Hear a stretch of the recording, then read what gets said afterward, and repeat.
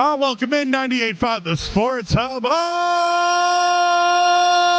of Joe Murray with you on this beautiful Monday night.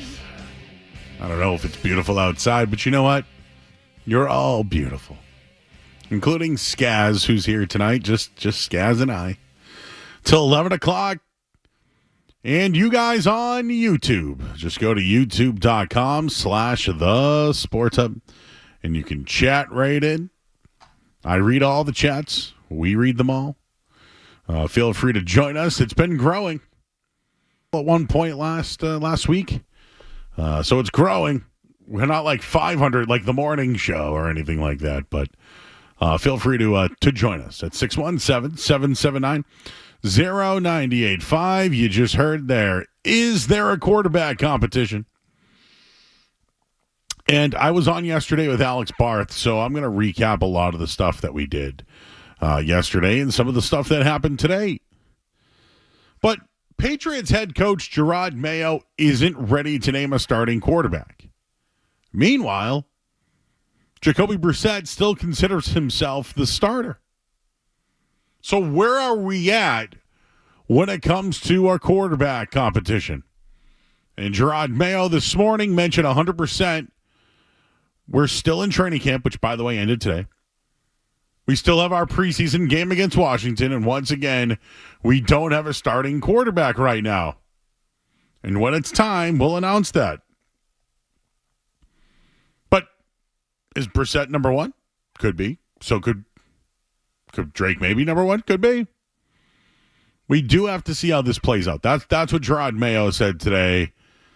And when it comes to what does he need to see from Drake May, said he most needs to see how May feels comfortable handling him with the starting reins to the offense and its consistency. He say that with all positions, it's just consistency. You don't want to ride the up and down waves, and that's what he's been proving here as of late. And we'll see if this trajectory continues to go that way. So my opening thought is this is all a ruse. Drake May's not starting week one. He's not. They brought Jacoby Brissett here to be the fall guy this year. That's what happened. They brought him in to be the guy to groom, to lead.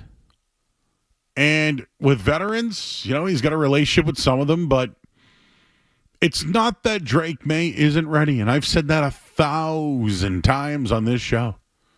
It's not that Drake May is not ready. It's where the Patriots are at right now.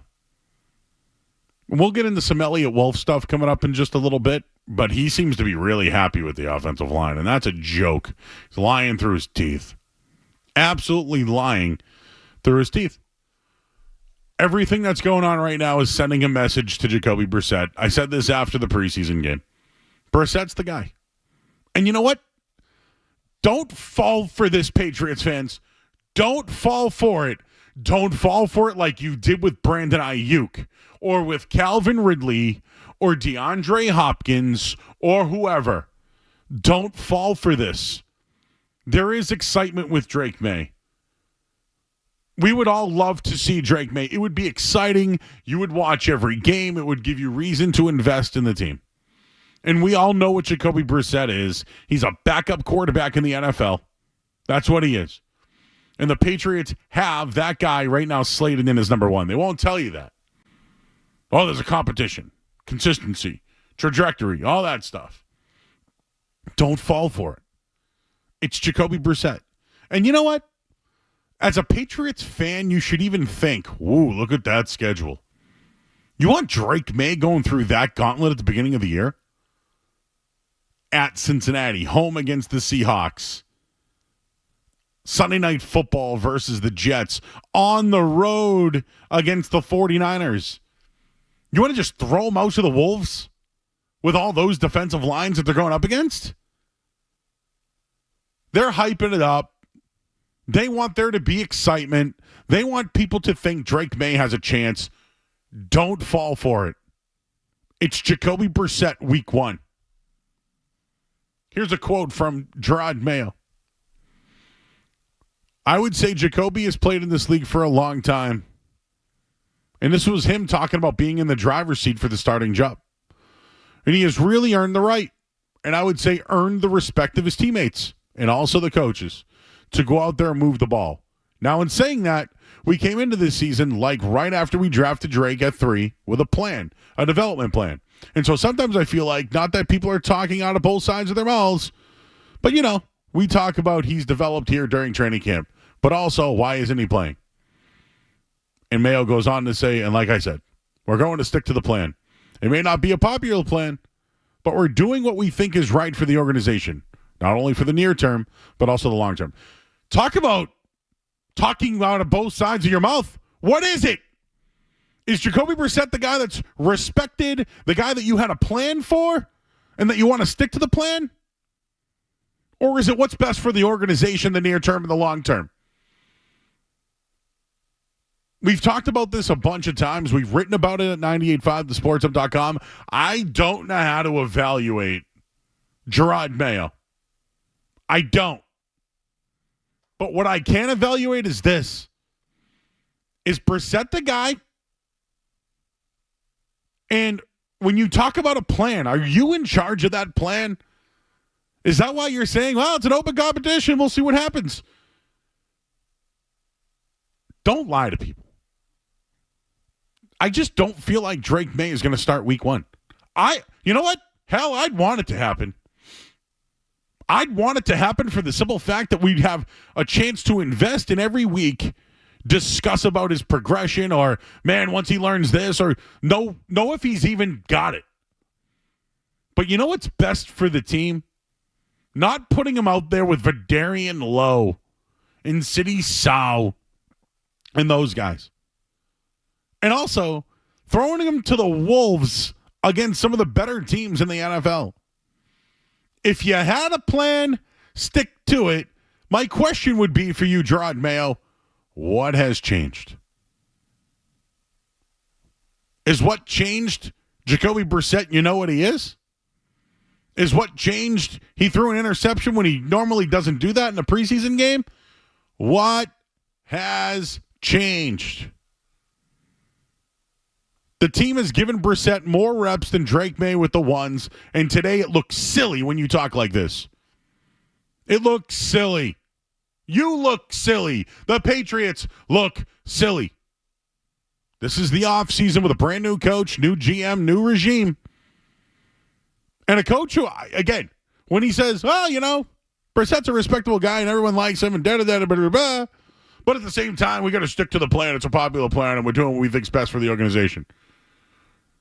What is best for the organization? Unfortunately, it's playing Jacoby Brissett. And if you want to make Drake May feel like he can be the starter, great. Great. I think Drake May knows he's the best quarterback on this team.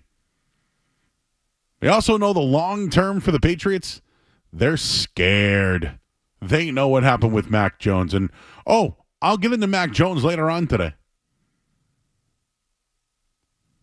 And I already saw the odds for Jacoby Brissett, regular season passing yards, all that stuff. He's starting week 1. Not one sports book has Drake May's numbers out there as the starter. If something changes this week or there was an injury, and actually, Brissett did hurt his thumb at practice yesterday. He was back out there today. Just don't fall for it, everyone. The plan all along has been Brissett to be the starter and Drake May to come along. Don't bite the cheese on that one. So we'll start there at 617-779-0985. That's the number if you want to jump aboard. You can also follow us on YouTube. Just go to youtube.com/thesportshub. I like to use the remote and just go 98.5 The Sports Hub YouTube. And then it just goes right to it. Did you hear it? Did you hear that beep? Yeah, it just goes right to it. It's as easy as that. I see Bubba Ganoush already in there. Effect. Riz! What's up, Riz? Jay Bucks in there. 420 Fishing. All our friends are already there. Come join us as we're here until 11 o'clock tonight. I'm Joe Murray. You're listening to 98.5 The Sports Hub. Don't go anywhere. There's more Joe Murray. On the way on 9.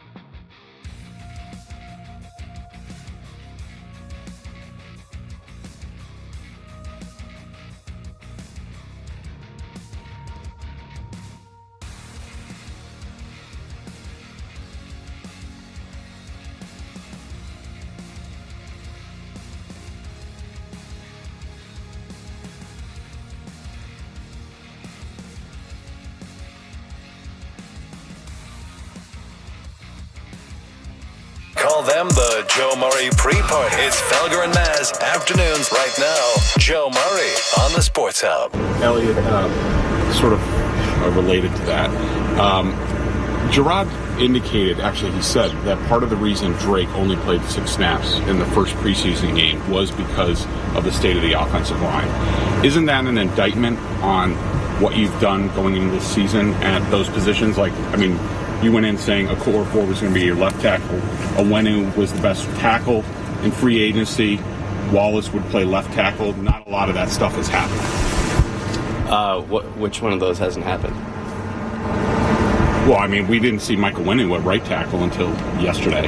Yeah, so Okorafor played hasn't played left tackle in pads. Gotcha. So yeah, Okorafor's taken reps on both sides. Onwenu took some reps at tackle yesterday. Again, I think we're just trying to find the right combination. We feel confident in all these players, and we're just working to find the best group rather than the best 5 individuals.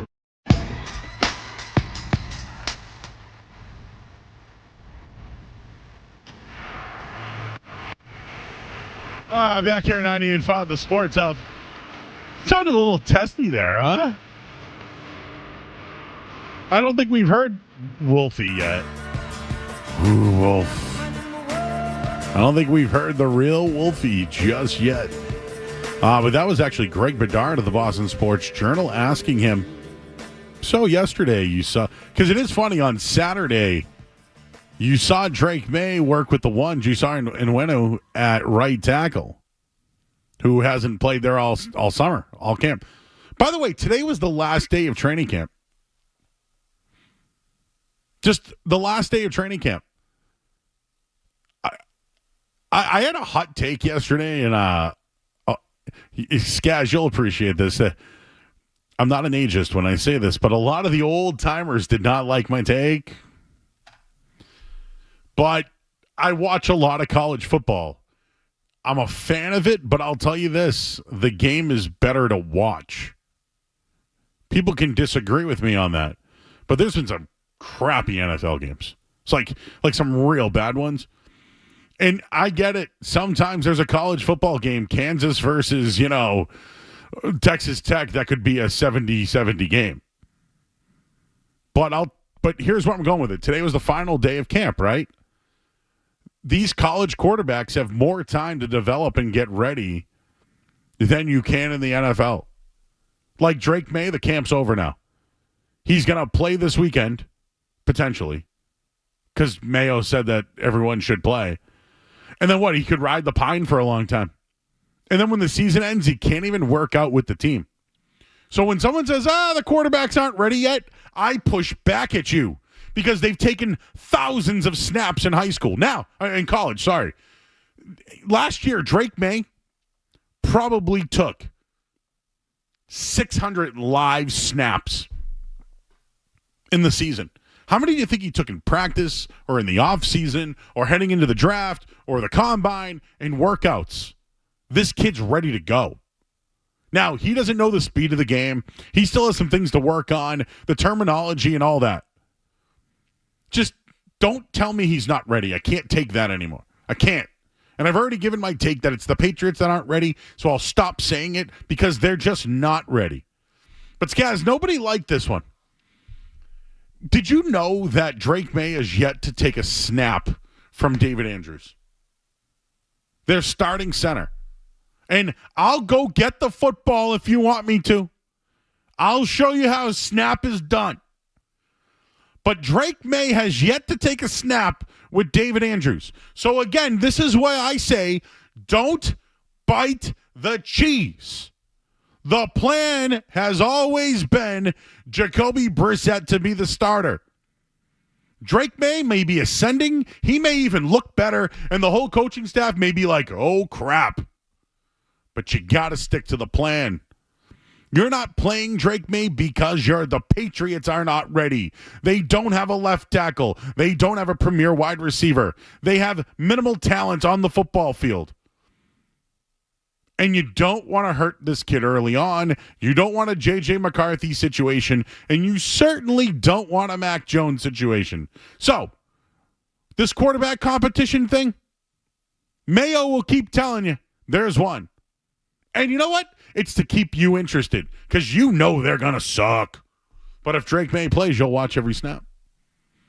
So here was my take yesterday, guys. I think the players coming out of college, who hardly ever go under center and play from shotgun, are ready to play in the NFL right away. And I'm going to say this again.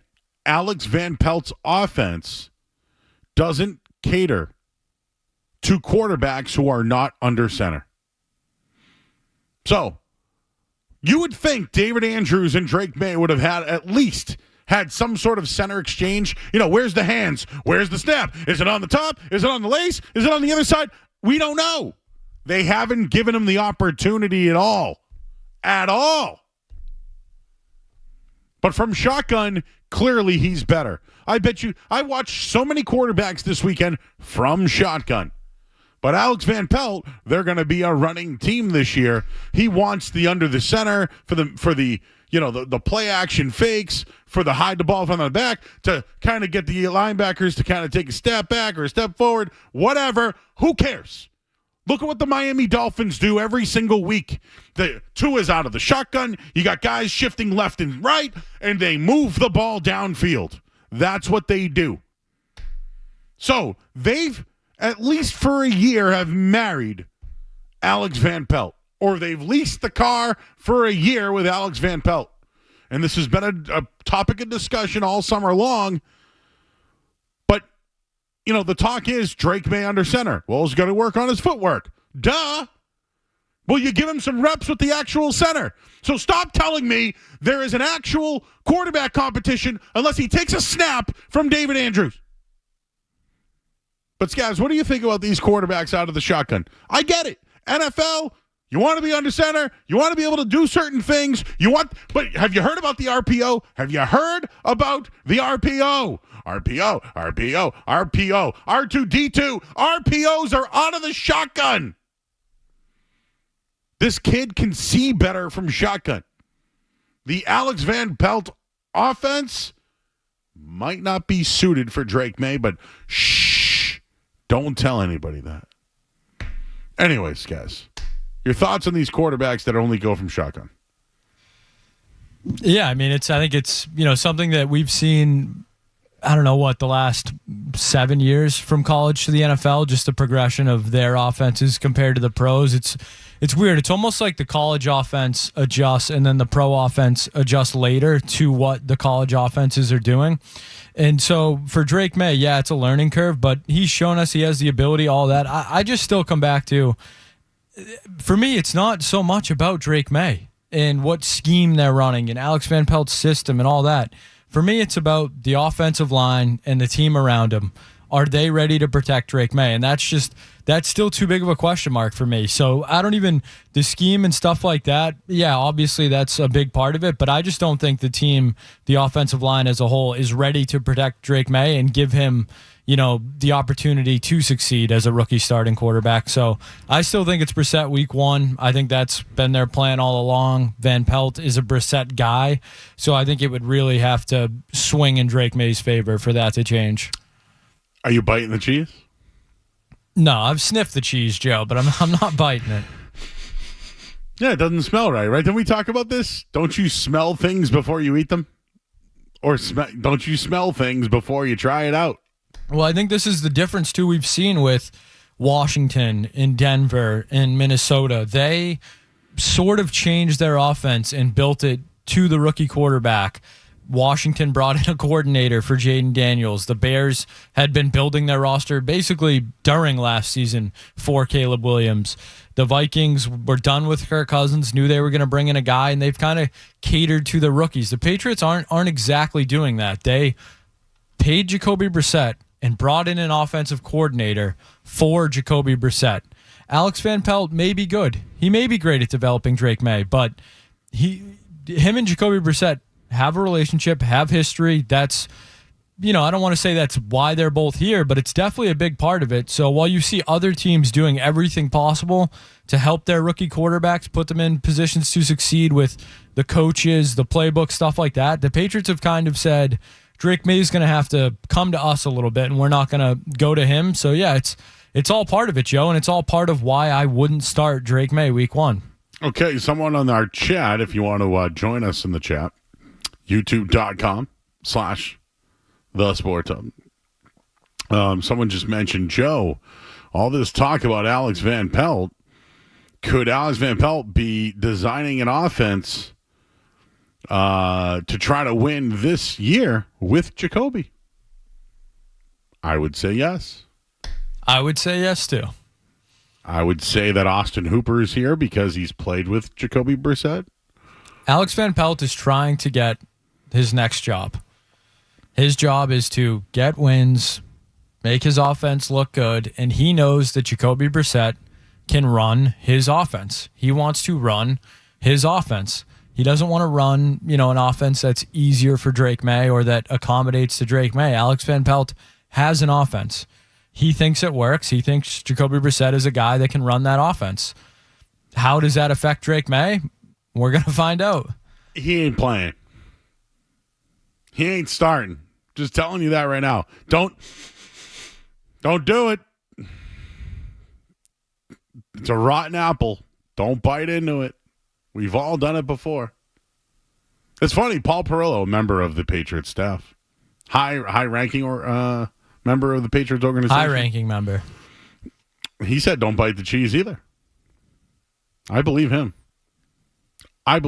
Now, I will push back. I do feel like they've set the expectation that Jacoby Brissett's the starter, but Mayo has said, "Hey, we want competition. We want competition."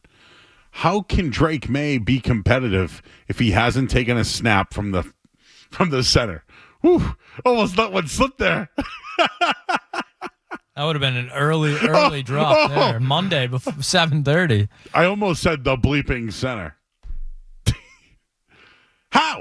How could he be ready if he hasn't taken a snap from the center of the team? How? No, but there's a competition. Elliot Wolf said a bunch of other stuff, too. We feel confident in all the players on the offensive line, and we're just working to find the best group rather than the best 5 individuals. You heard that coming back from break. I actually, on a piece of paper, I'll do it right now if you want me to. So, who are the Patriots' best 5 linemen? Okay? You got Andrews at center, right? What's he, 660? Okay, then you tackles. Okay, so Onwenu's going to play there, and then there's a battle over here, and so, okay, it's just I guess Chuks Okorafor is going to be the left tackle, and then, Sau is the right tackle, and then who's playing right? Is it Wallace? I don't know. The 5 best linemen? Do they even have 5 best linemen? I don't think so. Stop telling us you're happy with what you have. Wolf also said we're concerned about every position. We're always looking to improve and get things good, whatever that means. So whatever the quarterback is, it's not like if Jacoby's the quarterback, we just want to throw him to the Wolves. Oh, so you're not going to throw May to the Wolves. So we're excited about our offensive line group. We're still looking to find the correct combinations in there, and I think we have the pieces in place to be able to compete. Yeah, you'll be able to compete, but you're going to suck. He went on to say that he's confident that the team can support any quarterback with the pieces the team currently has in place. That's condescending, because I don't believe you. Said he's very comfortable with the group right now. Obviously, we're going to look to upgrade on the offensive line or at any position if we feel like we can. But I think if he gave up 1 sack the other night, it was Philly's backups. It was an improvement to the practice on Tuesday. We're just looking to see how these guys respond to adverse situations. But they're also going to tell you how cool it is to be 3rd on the waiver claim. Our scouting department, all they're doing is just grinding through the preseason film, watching players, talking to other teams, see what might become available. Having the 3rd claim spot is a good advantage. Blah. And they're out on the Ayuk pursuit. So all that from Elliot Wolf. All right, your thoughts at 617-779-0985. I see you guys already in the chat. We got 86 people in there right now. Joe, the other option would be let's see how the wide receiver talent develop in O-line, and then we'll know to design a better offense next year. I mean, you want Alex Van Pelt back next year with Drake May if he can't win this year with what he has fighting for a job? Oh, and then you want a new offensive coordinator in year 2? Woof. Woof. All right, well, that's that. We're going to hit on all the topics of the day in the first hour and then continue to keep grinding away. We're going to talk to Ty Anderson in about an hour. He spoke to one Jeremy Swayman this week. So we'll get his thoughts on that. And there may be a new candidate to become the owner of the Boston Celtics. We'll talk with Brian Robb of Mass Live in the 9 o'clock hour. We got In or Out at 8:50. The Musings at 9:50 tonight. And your calls at 617-779-0985. What's going on with the Red Sox? First pitch tonight just after 8 o'clock. We'll tell you about their weekend. But first, let's get to the Sports Hub headlines. Sports Hub headlines. All right, Patriots continued practice today. They're preparing for their game on Sunday versus the Washington Commanders. Speaking of the Commanders, they've announced that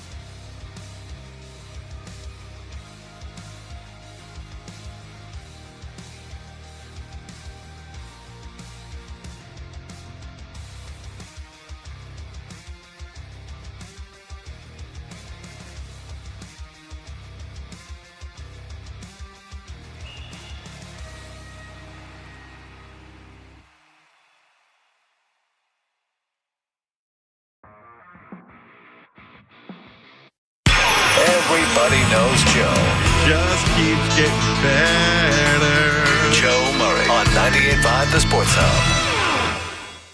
The Patriots are very high on Drake, man. I want to make that pretty clear. Not that it's not clear, but just judging from the reports at training camp, people maybe started to wonder. The Patriots are very high on Drake May. And it was interesting, I would say, the last week or so, the Patriots wanted to make sure he got time in front of the starting offensive line. They want to make sure he got real game and practice snaps in front of the starting offensive line, at least showing us they haven't completely ruled out the possibility that he would begin this season as the starter. You know, we also heard Jacoby Brissett say he believes he is a starter, and we talked to him at training camp. He, you know, it was pretty evident that that's where he thought it was going to go. When you have a rookie quarterback who's as talented as Drake May, that it really does, you know, sort of take a different. It's possible it could take a different lane, I would say. We'll see which way this one goes, but the fact that the early returns are so positive, I would say is pretty good in New England.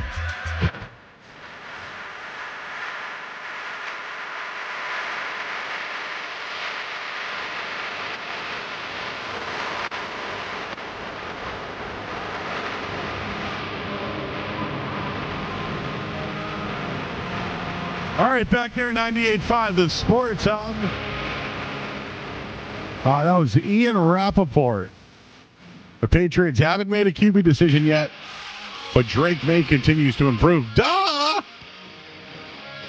He was the best quarterback on the field on Thursday night. Duh!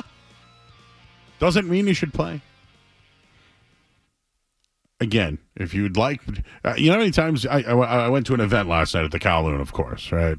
So, Joe, what's going on with Drake May? Joe, what do you think about Drake May? What do you think about Drake May? I said, he's not starting. He's not starting. This is what they're doing.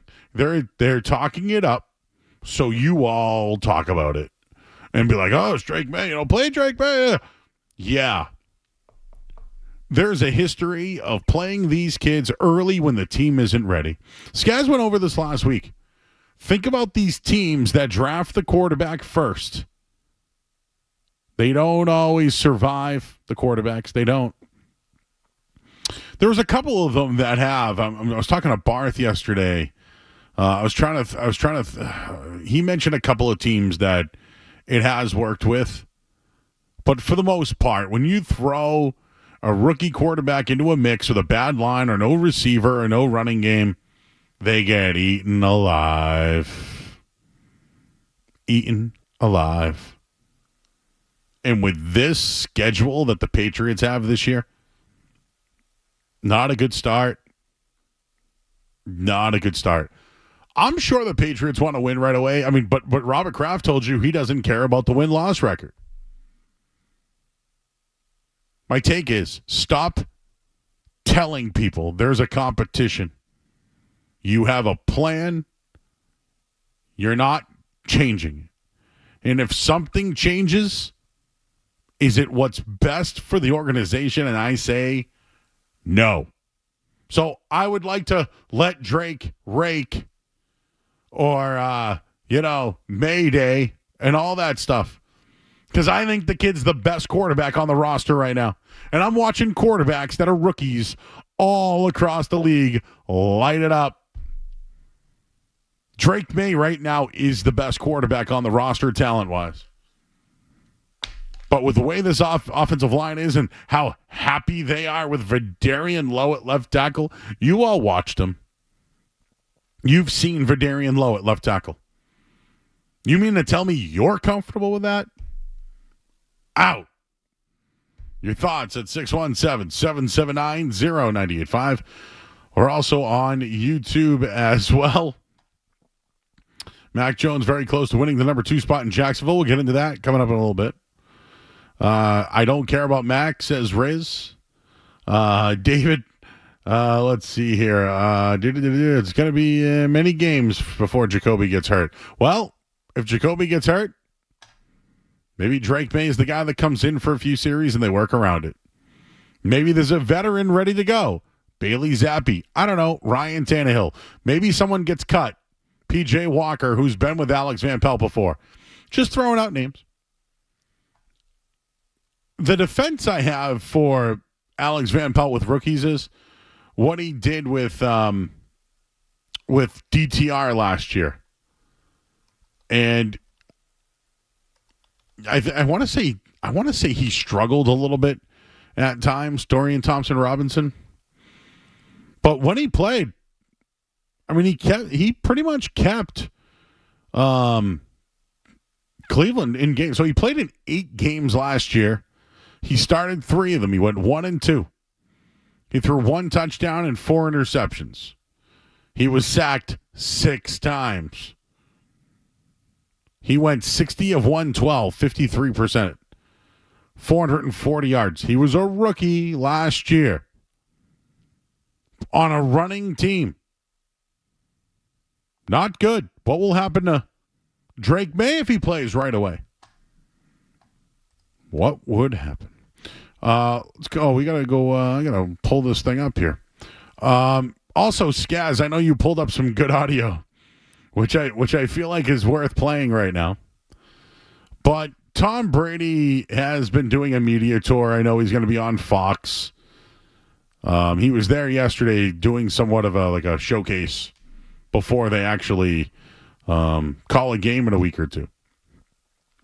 But Tom Brady was at Fanatics Fest over the weekend, and his quote was, Tom Brady on NFL QBs playing as rookies. Yes, this is from the Stephen A. Smith show, actually. Oh, that's right. Tom was with Stephen A. And Stephen A. got presented the New York Knicks belt, right? Championship belt. So this is Tom Brady with always Stephen A. Smith. There used to be college programs. Now there are college teams. You're no longer learning a program. You're learning a playbook. Mm-hmm. And the program is ultimately, like at Michigan, for me, that was a pro-style program. 5 years, I got to learn how to drop back pass, to read defenses, to read coverages, to be coached, to deal with winning games, to deal playing in Columbus, Ohio in front of 110,000 people. Right. I had to learn from being 7th quarterback on the depth chart to moving up to 3rd to ultimately being a starter. I had to learn all those things in college. That was development. Then I went to New England, and I was developed by Coach Belichick and the offensive staff there. I didn't start my first year. I think it's just a tragedy that we're forcing these rookies to play early. But the reality is the only reason why they are is because we dumbed the game down, which has allowed them to play.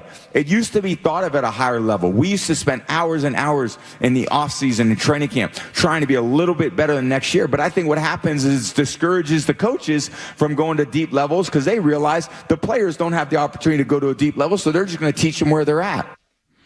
Whoa. He shredded right there. Wow. Brady says quarterbacks playing in their rookie years or playing as rookies is a tragedy. Also went on to say, we've dumbed down the game. I think what happens is it discourages the coaches from going to deep levels. Oh, what a shot. What a shot. In a deep level, is that Alex Van Pelt? Maybe not going under center? Oh, this is what I'm talking about. Or is it Bruce Arians not covering Cooper Kupp in the playoffs? Yes, that too. Oh. You know, he's right. He's right. Of course he's right. He's Tom Brady. He's talking about playing quarterback, and he's Tom Brady. Yes, he's correct. And he did say when he was at Michigan, he played in a pro offense, and how many times he dropped back to pass. And I don't know. Let me ask you this. Think about the final 5 years of Brady's career. The, 2 in Tampa Bay? Or was it 3? I can't remember now. 2 in Tampa Bay, and then the final couple in New England. When they won the championship in 2018, they brought a fullback in and ran the ball. And when they needed a big play on 3rd down, he found Rob Gronkowski. But for the most part, those final 5 years, he was out of the shotgun often. And when he'd check down to, what's his face there, Leonard Fournette constantly. He was always throwing to James White or one of these backs. Yeah, Rashad White was in Tampa, there you I think, go. too. What I'm trying to say is, you know, coaches got to go to a deeper level. I agree with you on the Bruce Arians thing. Like, Arians was like, Brady, you handle things. And then, they'll work on everything Well, I else. just go back to when he was 8-0 here, and he might have been the most pissed off he ever was because he just knew. He knew they just didn't have it. He knew that they were 8-0 and that they weren't going to go far. And was the pick six his fault in the final game against the Titans? Probably, But he was throwing we watched the Facebook thing. He threw in the towel.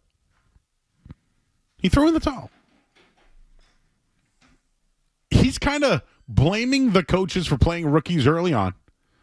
And also these coaches who run these systems, right? They get too comfortable because they want to run it their way. I don't know. Maybe you should have got, granted, they got Alex Van Pelt before they got Drake May. All I'm saying is Van Pelt's a guy that's going to go under center scaz, and he's going to try to play action and run the ball and throw to the tight end and look to the backs because they go under center.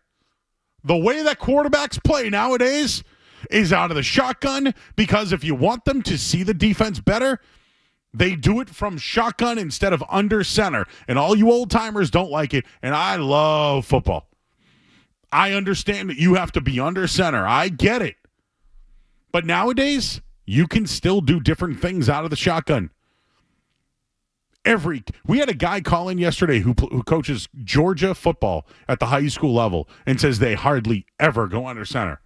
Look at Georgia football right now. Watch all these teams. Oregon, you think Bo Nix was going under center? You think this year Dylan Gabriel's going to be going under center? No. Just this Van Pelt offense this year is run for Brissett. It's not run for Drake May. He's not starting. Go ahead. Well, just to Brady's point, looking at the other side of it, Joe, could that be a good thing? That Drake May is not being spoon-fed his offense. That he's not being spoon-fed. This is what you did in college. We're just going to make it easy as possible on you. Just to push back a little bit. Didn't they incorporate some of his plays last week in the preseason game? No, absolutely. But I think the offense as a whole, the scheme, could we look at it? For me, what Brady's saying here is that they don't practice enough. They're not in the programs in college. They don't have 5 years of playing a pro-style offense. These kids show up highly recruited, and the offense is catered to the kids from the second they get on campus. They build their offense around them. They make it as easy as possible for the kids, and the actual football is not as in-depth, not as thought out. They're kind of just going out there and playing basically backyard football. We'll make it as easy as possible on you. We've seen other teams do it for their guys. Drake May is not in that situation. Could that be a positive that he's being forced to learn Alex Van Pelt's offense, learn what Jacoby Brissett's going to do? We're not just going to make it as easy as possible for Drake May. You know what? You usually most teams cater to their quarterback. To your point on that one, it might be a good thing. And I want to give Grant in our chat some credit. He goes, Joe, the lack of real camp, padded practices contributes to coaches not being able to teach the game. Couldn't agree more. This is what I'm trying to tell you. These kids from the college level, they're spoon-fed. Oh, yeah. I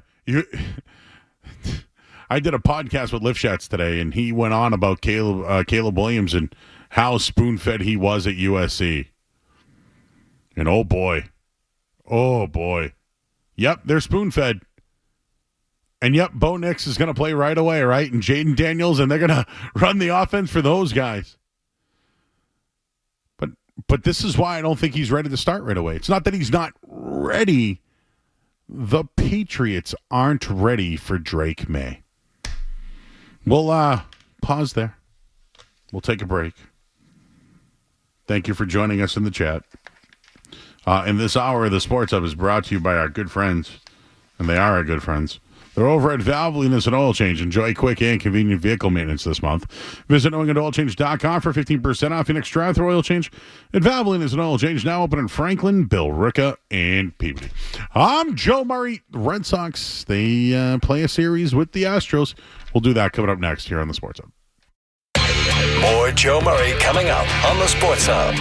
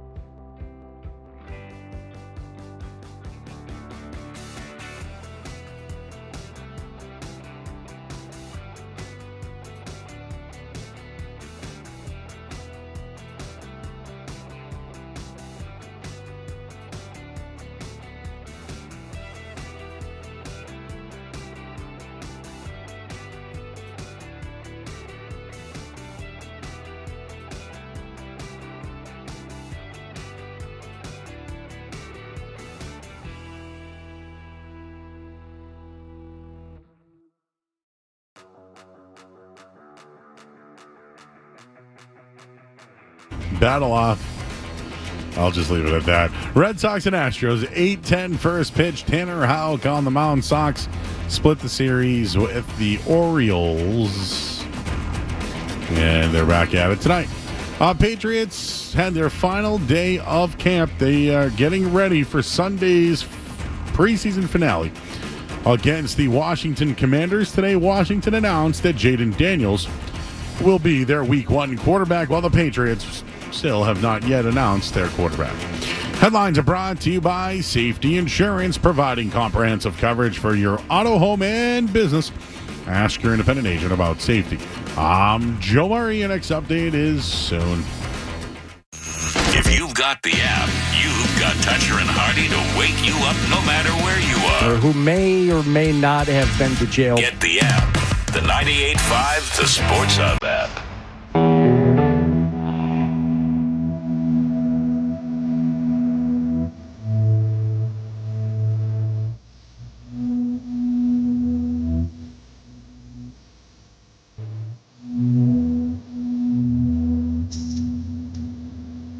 All right, back here, 98.5 The Sports. Hour 2, we're already an hour down. Talking Pats, and I'm not biting the cheese on a quarterback competition. Nope, not doing it. Not doing it. And I think it's because the Patriots aren't set up for Drake May, and obviously the schedule very difficult for the New England Patriots to start the season. I do just want to hit on the Red Sox really quick. They're about to get underway against Houston. They split this weekend. Tanner Houck threw 6 2/3 innings before the trip. Nick Pivetta has done well. He's posted 5 solid innings on Thursday. Brian Bayo had his best start of the second half, while Carter Crawford looked better at least his last 2 starts. So, when it comes to their starting pitching, they've been pretty good. They have reinforcements on the way. Hendricks, Rich Hill, we'll see how those go. And Tristan Casas came back this week. They're still in it. I think Houston has owned Boston. I'm actually curious if the Red Sox can bounce back as a bettor. One thing I'll tell you is when they begin a series, generally they lose the first game. They also go over the total. So for all you degenerates out there. But they begin the series in about 5 minutes there. Just didn't want to forget about them. They're still going.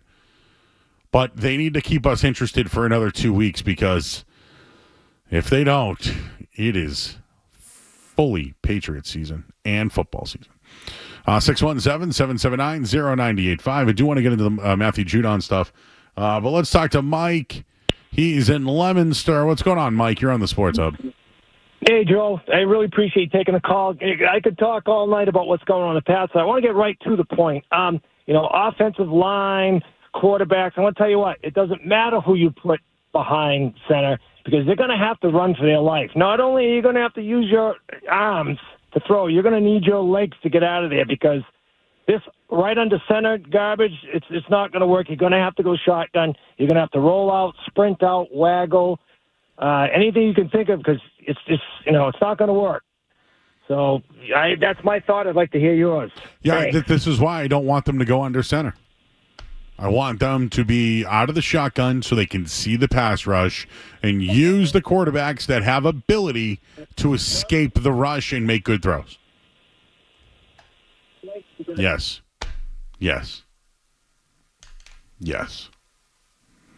But the old-timers, they love that under the center, 3-step dropbacks, little dumps to the tight end, flares to the running back.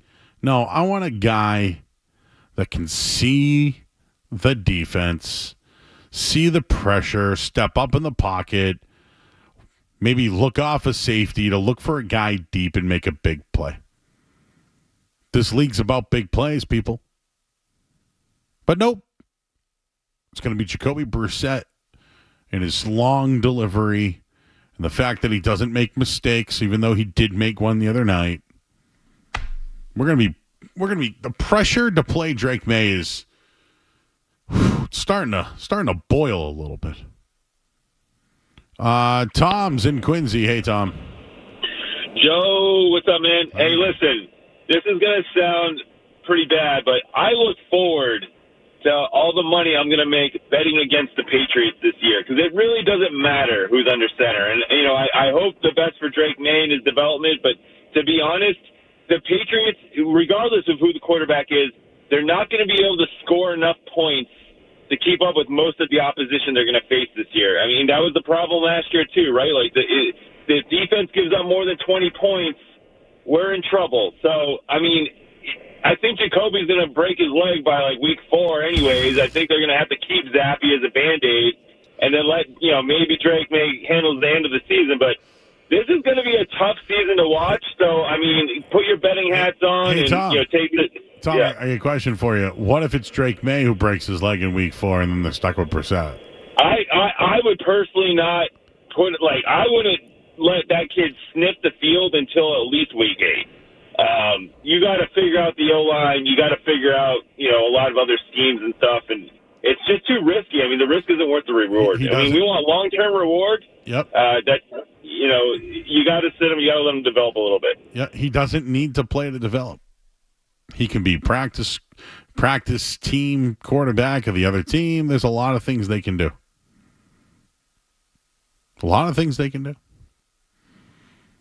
But maybe they are rushing it by incorporating some North Carolina stuff. Maybe they're trying to force it a little bit. And that would be a mistake on the Patriots' part. Matthew Judon, who's gone, he's now with the old Atlanta Falcons. He spoke to both Burtons, Kayla and Steve, just regarding what happened with the Patriots and what was the biggest disconnect. I don't know if you have that, Skaz, but let's hear what the biggest disconnect was for the Patriots when it came to Matthew Judon himself, his future contract. I'm actually surprised he's talking about it. I got the Steve one. Okay. I don't know if that's the right one. Matthew Judon ended up with the Falcons instead of the Bears. We'll get into that. Let's hear him with Steve Burton. Nobody gonna replace Matthew Judon. Everybody gonna come into their own. You seen it. You seen it with Ant last year. You know, we seen Uche be a big sack guy 2 years ago. We see and we continue to see what Keon White can do. Dietrich Wise. Those guys on the edges. They can all ball. And they just have to come into their own. And I talked to all them guys, before I left. First of all, I told them to stay out my locker because I couldn't go get my stuff.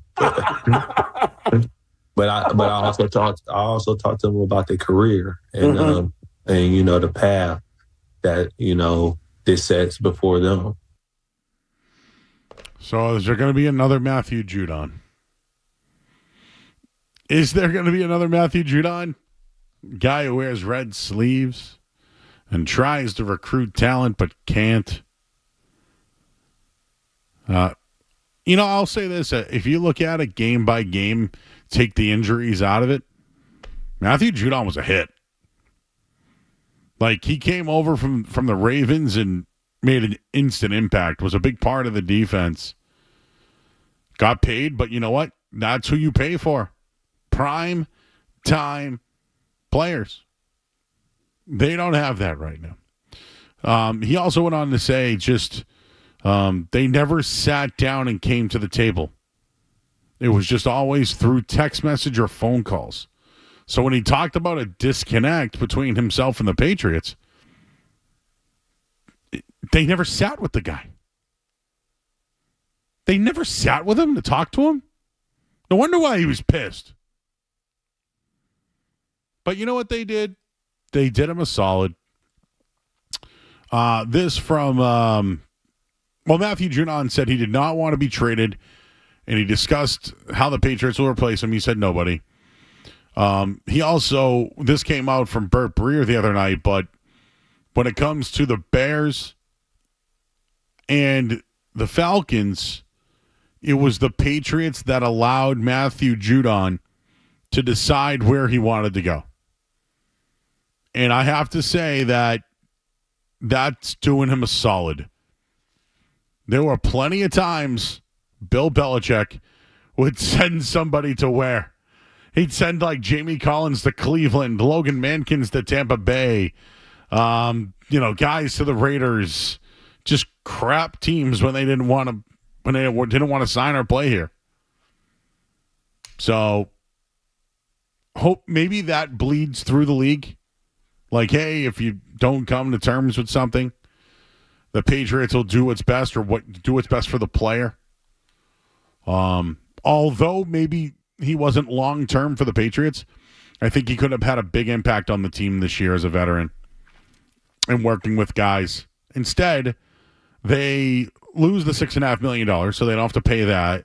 They get a third-round pick next year, which is good, but they're a worse team, and now they don't have a face of the team or a best player. And really, it's funny. When now other teams talk about the Patriots, like, I don't know, let's just say you went up to Chris Jones and you were like, hey, Chris Jones, who's somebody on the Patriots that you want to watch out for? What's he going to say? Bryce Behringer? I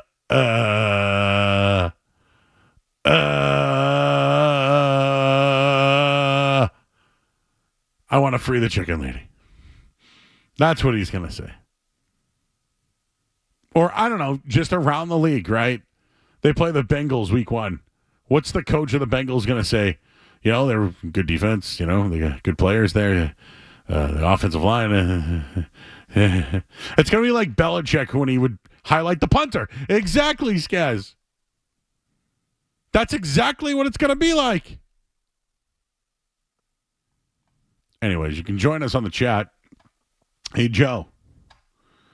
CeeDee Lamb trade? He's not coming to New England. They're not going to pay $35 million because that's what they have to do. They're going to have to do that. Patriots running the T formation this year. In on Judon. Out on Judon, says Einbein. Riz is in. Everybody's all over the place when it comes to the Patriots, including the New England Patriots. Jared Duran, a leadoff home run tonight for the Red Sox. They go up 1-0 to start the game tonight in Houston. Let's see if they can win the opening game of a series. Our very own Ty Anderson of 98.5thesportshub.com. He had a chance to catch up with a prominent Bruins player who is still waiting on a new contract. We'll hear from one Ty Anderson coming up next right here on 98.5 The Sports Hub. I'm Joe Murray. We'll talk to you right after this. Don't go anywhere. There's more Joe Murray.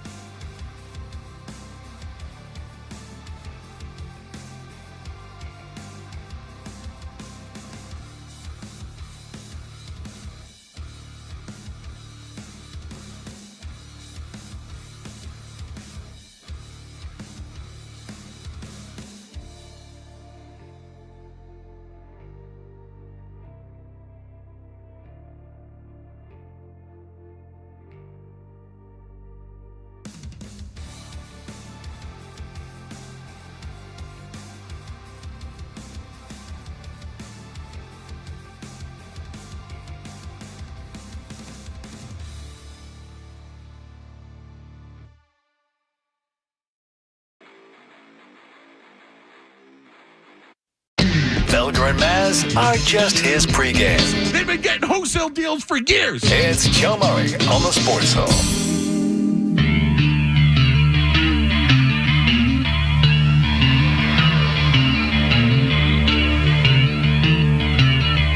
All right, back here at 98.5 The Sports Hub. I'm Joe Murray, here tonight till 11 o'clock.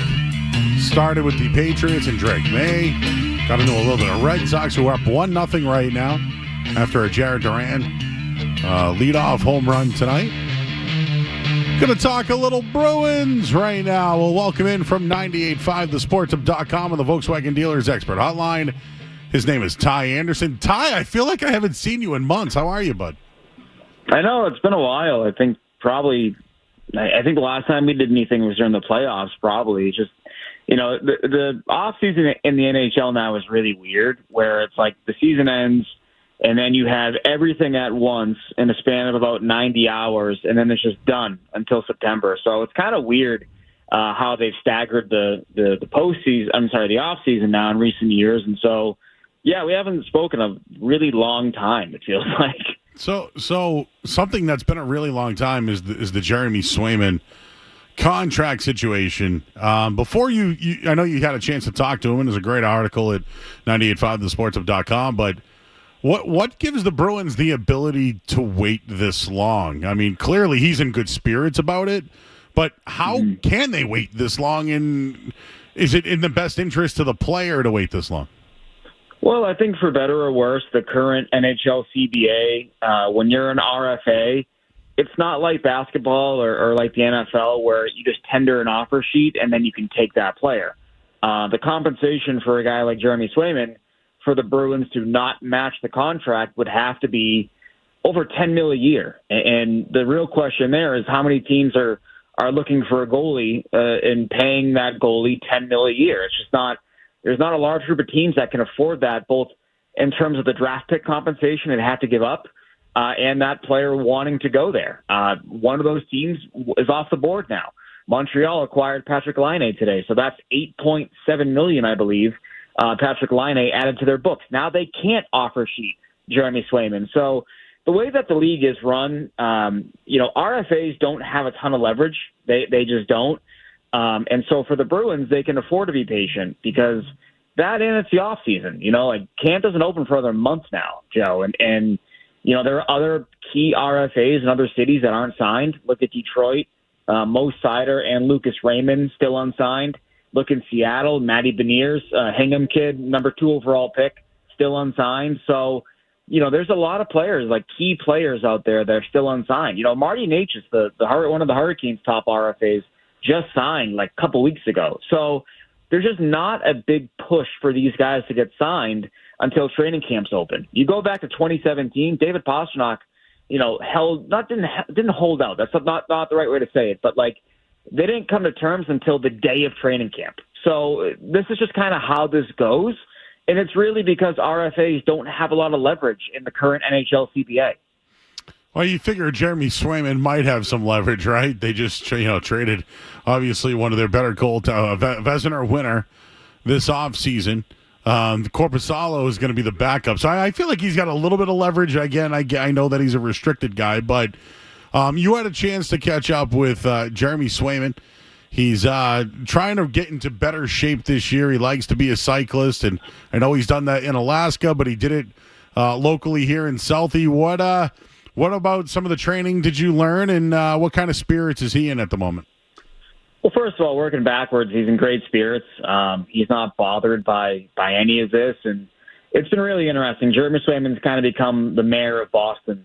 He's been everywhere this summer, this off season, and he's been training really hard. I mean, he's been working with the Bruins performance coaches all summer. When they are unavailable, he's been working at BU with their strength and conditioning staff. So he stayed local. He decided not to go back to Alaska this offseason.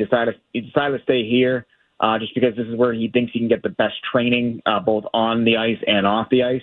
So that's been a factor for him. But his spirits are good. I think that he's a guy who keeps it pretty level-headed most of the time as is. But talking to him, he's confident the deal is going to get done. It's just a matter of when. And Right now, he's leaving it to his agent. I think the Bruins are kind of, again, going back to what we talked about earlier, like the sides have time on their side to dig in, right? And now we're going to get closer to camp, and one side is going to get more anxious than the other. And then you're going to hope that one of them says, all right, enough of this. Let's just get a deal done. We want him on the ice. We don't want this lingering. Let's go. But right now, I don't think it's affecting him mentally. I asked him straight up, are you in a better place mentally now than you were a year ago? We knew that he was not happy about arbitration. He was not happy about the process. And he said, yeah, he said he is in a better place. He has more experience, more understanding of how things work now. And so he's just not rattled by this at all. I think the people most rattled by it, Joe, are the fans, because they want this over and done with. And I understand it. You want to know how much your franchise goalie is going to cost for the next 8 years. But as of, for Swayman, he's just keeping it very day to day. Talked to him about it. He said, no, I'm just focused on cycling today, and then tomorrow I'm back on the ice. And so that's kind of how he is. All right, talking to Ty Anderson, 98.5thesportsup.com. You had a chance to catch up with Jeremy Swayman yesterday. When it comes to the next contract for Swayman, would he take some sort of bridge deal, bet on himself, and then maybe some cap space opens up and he could make more money? Or do you think this is going to be some sort of long-term deal? I'm talking 6, 7, maybe even 8 years. Who knows? What type of deal do you think that Swayman's going to get? Yeah, I actually tried to find this out, and he wouldn't budge. He wouldn't. He said that's a question for my agent. His agent is not going to give us any updates. That's just kind of how this process has been going.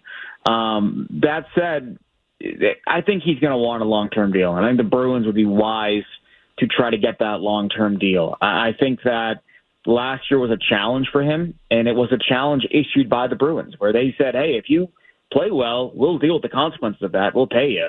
And so I think if you move the goalpost now and you say, no, let's only do a 2 or 3 year deal, you're opening a Pandora's box there. You're opening the idea that no individual performance is good enough to get paid market value. You're also opening the door to him walking as a UFA. And I think the Bruins, I don't think they want to risk that, right? Like, do you torch the relationship and then 2-3 years this guy's walking out the door? Or would you rather just sign him long term? I go back to Tuukka in 2013. Tuukka had a 1-year bet on himself contract. He took the Bruins to the Stanley Cup final. They didn't win it, but he was sensational for all 4 rounds. Really, the second round on, he was fantastic against the Rangers. And they signed him to an 8x7, mil per year contract. And at its height, the contract was about 10%, I want to say 10.5% of the total salary cap. If you were to sign Jeremy Swayman to a contract that's $8 million, 8.25, around there, that is 10% of the current salary cap. And it's going to age, I think, better than people realize. The cap is going to go up about $4 million next year, probably another $4 million the year after that. We're going to be talking about a $100 million cap in the next 3 to 4 years.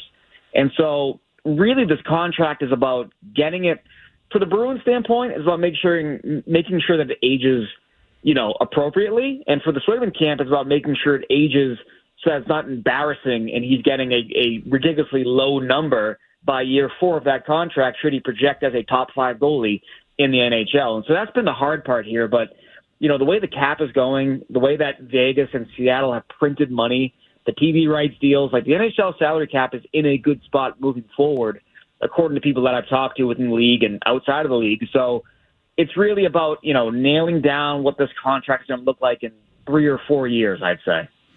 All right, can you give me the skinny on Korpisalo? Like, I know he wasn't great last year, and I think he had like 70 saves in one game in the past.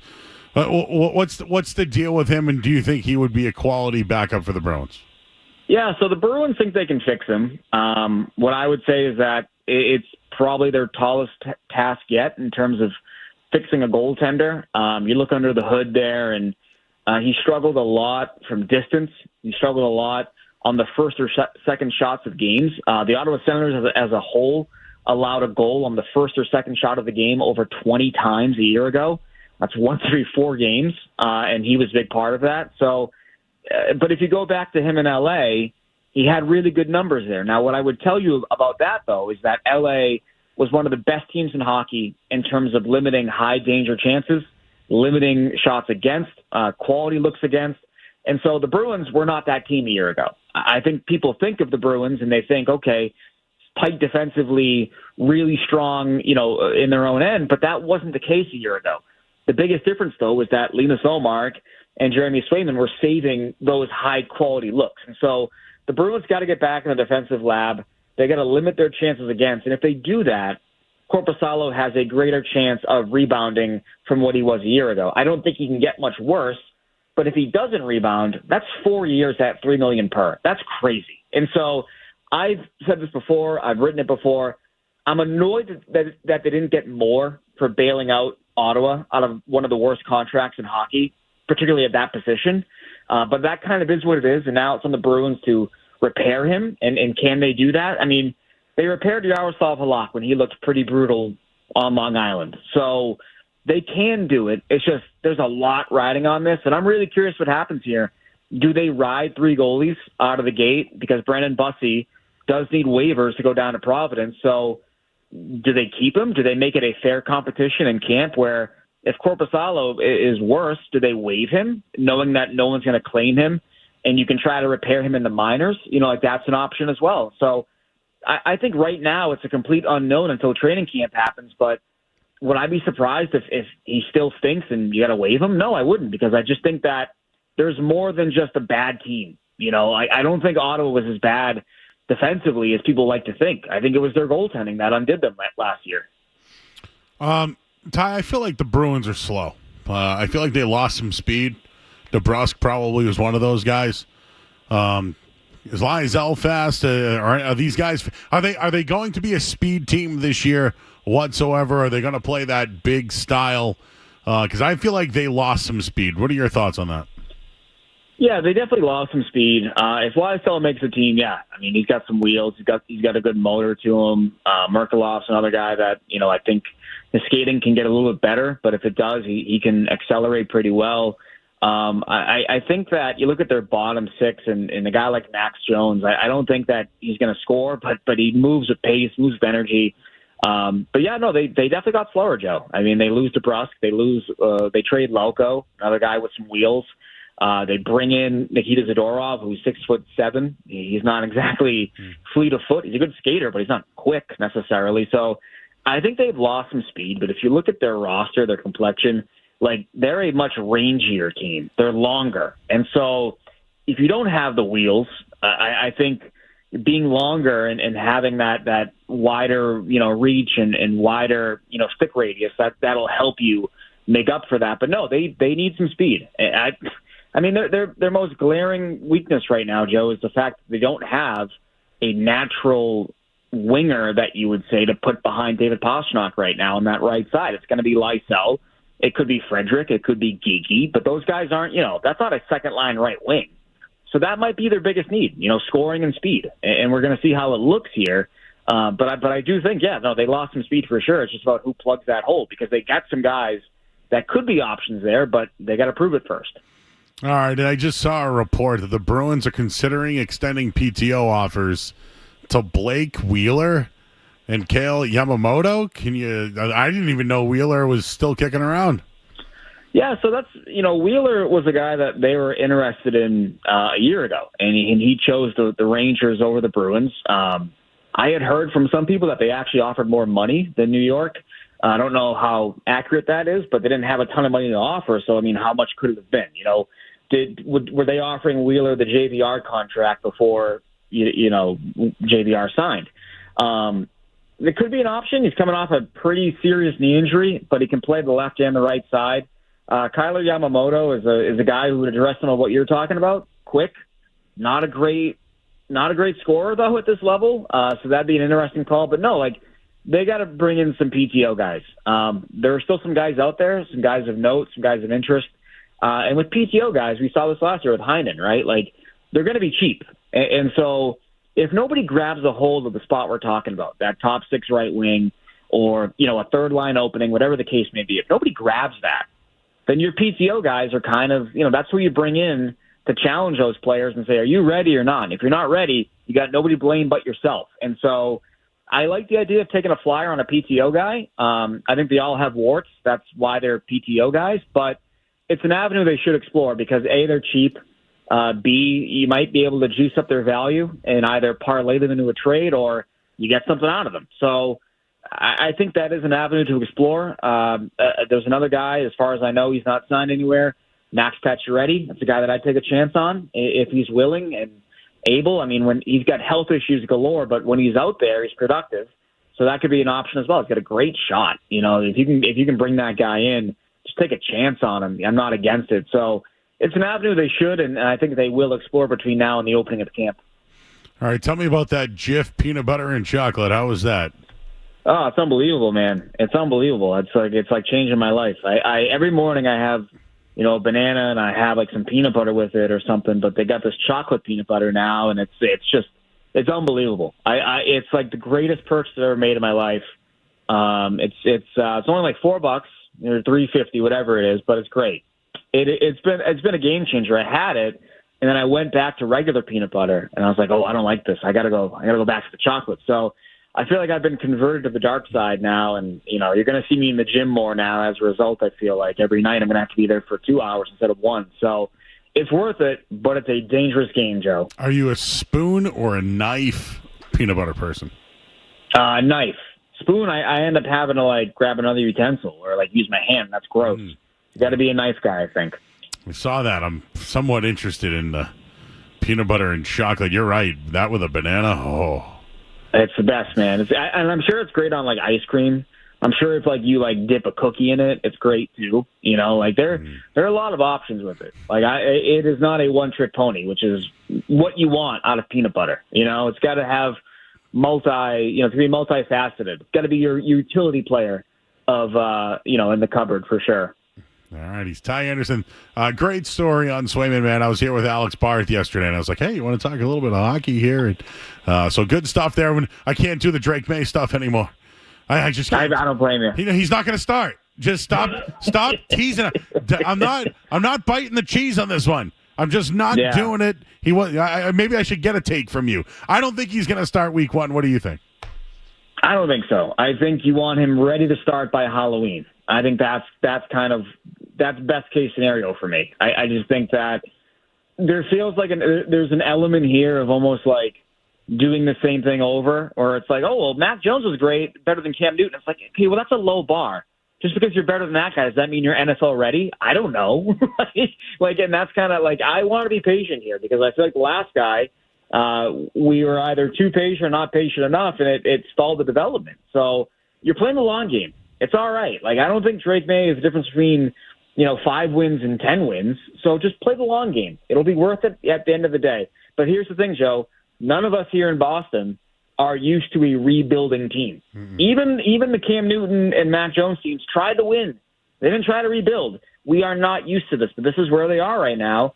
And it sucks, but we got to accept it because that's how you're going to get better. I know it's not fun, but it's the quickest way to get better. I look at it in NHL terms. Would you rather be the Edmonton Oilers and you bottom up for a couple of years, but you get McDavid and Draisaitl, or would you rather be the Philadelphia Flyers who say we're never going to rebuild and you're just stuck competing for 9th and 10th in the Eastern Conference every year? I'd rather be the former, personally. Ooh, good comparison there. Oh, the Flyers have been a middling team for how many years now? 10? Oh, it's happening in Pittsburgh too. Look at Pittsburgh. Look at the Penguins. They got their cups and that's awesome, but now they're continually battling for 9th place, which is wow, that sucks. Who wants to join you either get in, you get smoked in the first round, or you just miss out on the playoffs. That's a miserable way to live. The Patriots, they're going to bottom out, and it'll be worth it, I swear, so long as they hit on the draft picks. And if you look at it, Chicago is looking to rebuild, right, with Bedard as well, so... Exactly. And they almost lucked into another first overall pick this past year. So, I think some of the NBA and NHL models of tanking have come to football, and that's, if it works, it works. All right, he's Ty Anderson, everybody. He's had some time off, but he's ready to get back to work, and hopefully we get a update on the Jeremy Swayman situation. Go read his article over at 985thesportsup.com. Ty, good catching up, my man, and I'm sure we'll see you around the building soon. Awesome. Sounds good. Thanks for having me. You got it. He's Ty Anderson, everybody, one of the best in the business when it comes to talking hockey, and he's always got a food take whenever we ask. Peanut butter chocolate. What do you think, Skaz? In or out? That's an easy in. Well, you know what we're going to do next, right? Are we? Not yet. Not yet. We'll do something next, though. But you know what we're going to do? Just because we love you, we are going to do a giveaway. Caller number 10 right now to the contest line at 617-931-0985. We'll score a pair of tickets to see the Connecticut Sun take on the Las Vegas Aces on Friday, September 6th at the Mohegan Sun Arena. Grab your tickets now at sun.wnba.com and say hello to Brendan Glasheen. All right, call number 10 right now. I'm Joe Murray. Let's get you headlines. Sports Hub headlines. All right, Red Sox in action right now against the Astros. Tanner Houck on the mound so far. 1 inning, no earned. Jaron Durant went deep with a double.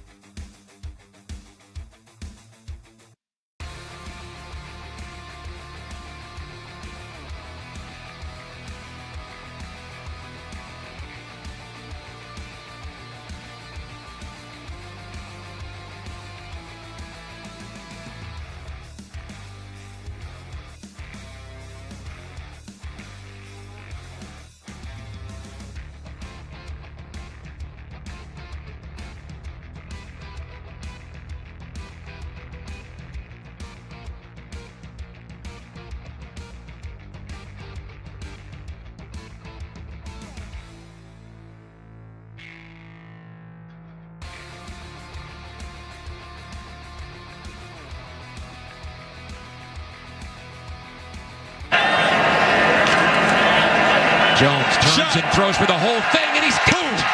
Touchdown! Parker Washington from 25 yards away. Man, that is a great read, great execution, quarterback and wide receiver. You can see the coverage bust right in the middle. Mack alerts it and drops a dime to Parker Washington.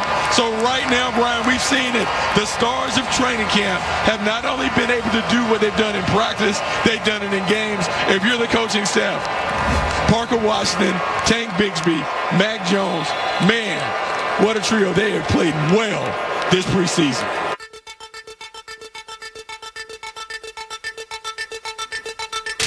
Well, a new Mac Jones, everybody. A new Mac Jones. He looks good. I watched. He's been very good in his 2 preseason games so far. I like what I've seen from him.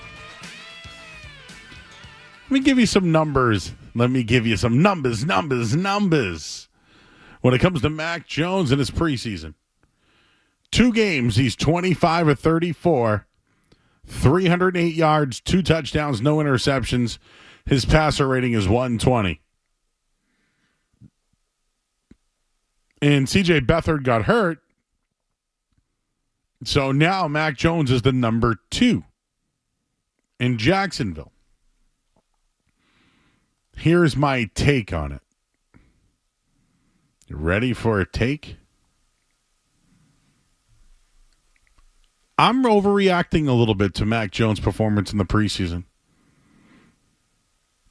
Is it good enough now where maybe a team will look at the Jaguars and say, we could use a quarterback like Mac Jones? The Jaguars gave up a 6th-round pick for Jones. And in the past, it's happened. Remember Teddy Bridgewater in 2018 was with the Jets? Had a really good preseason. What did they do?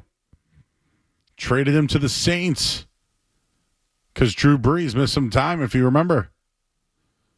It also happened to Bridgewater when he got hurt in 2016. They brought in Sam Bradford, if you remember that. The 49ers in 2017 gave up a 2nd-round pick for Jimmy Garoppolo. Now, granted, that wasn't after the preseason, but it was before the trade deadline. Could the Vikings be interested in Mac Jones? Could the Giants be interested in Mac Jones? What would it take? A 5th-round pick? They already have C.J. Beathard there. He got hurt, but I don't think he's going to go anywhere. He'll be fine. Is Mac Jones now playing himself back into the league as a potential starter? If a team wants him, it's a 5th-round pick, right? Could Jacksonville actually make out in the deal? I think Beathard does a nice job. But what if a team comes calling? They need a quarterback. Saints. Who else? Skaz, who else in the league right now would Mac Jones be an upgrade for? Right? I mean, I'm just looking around.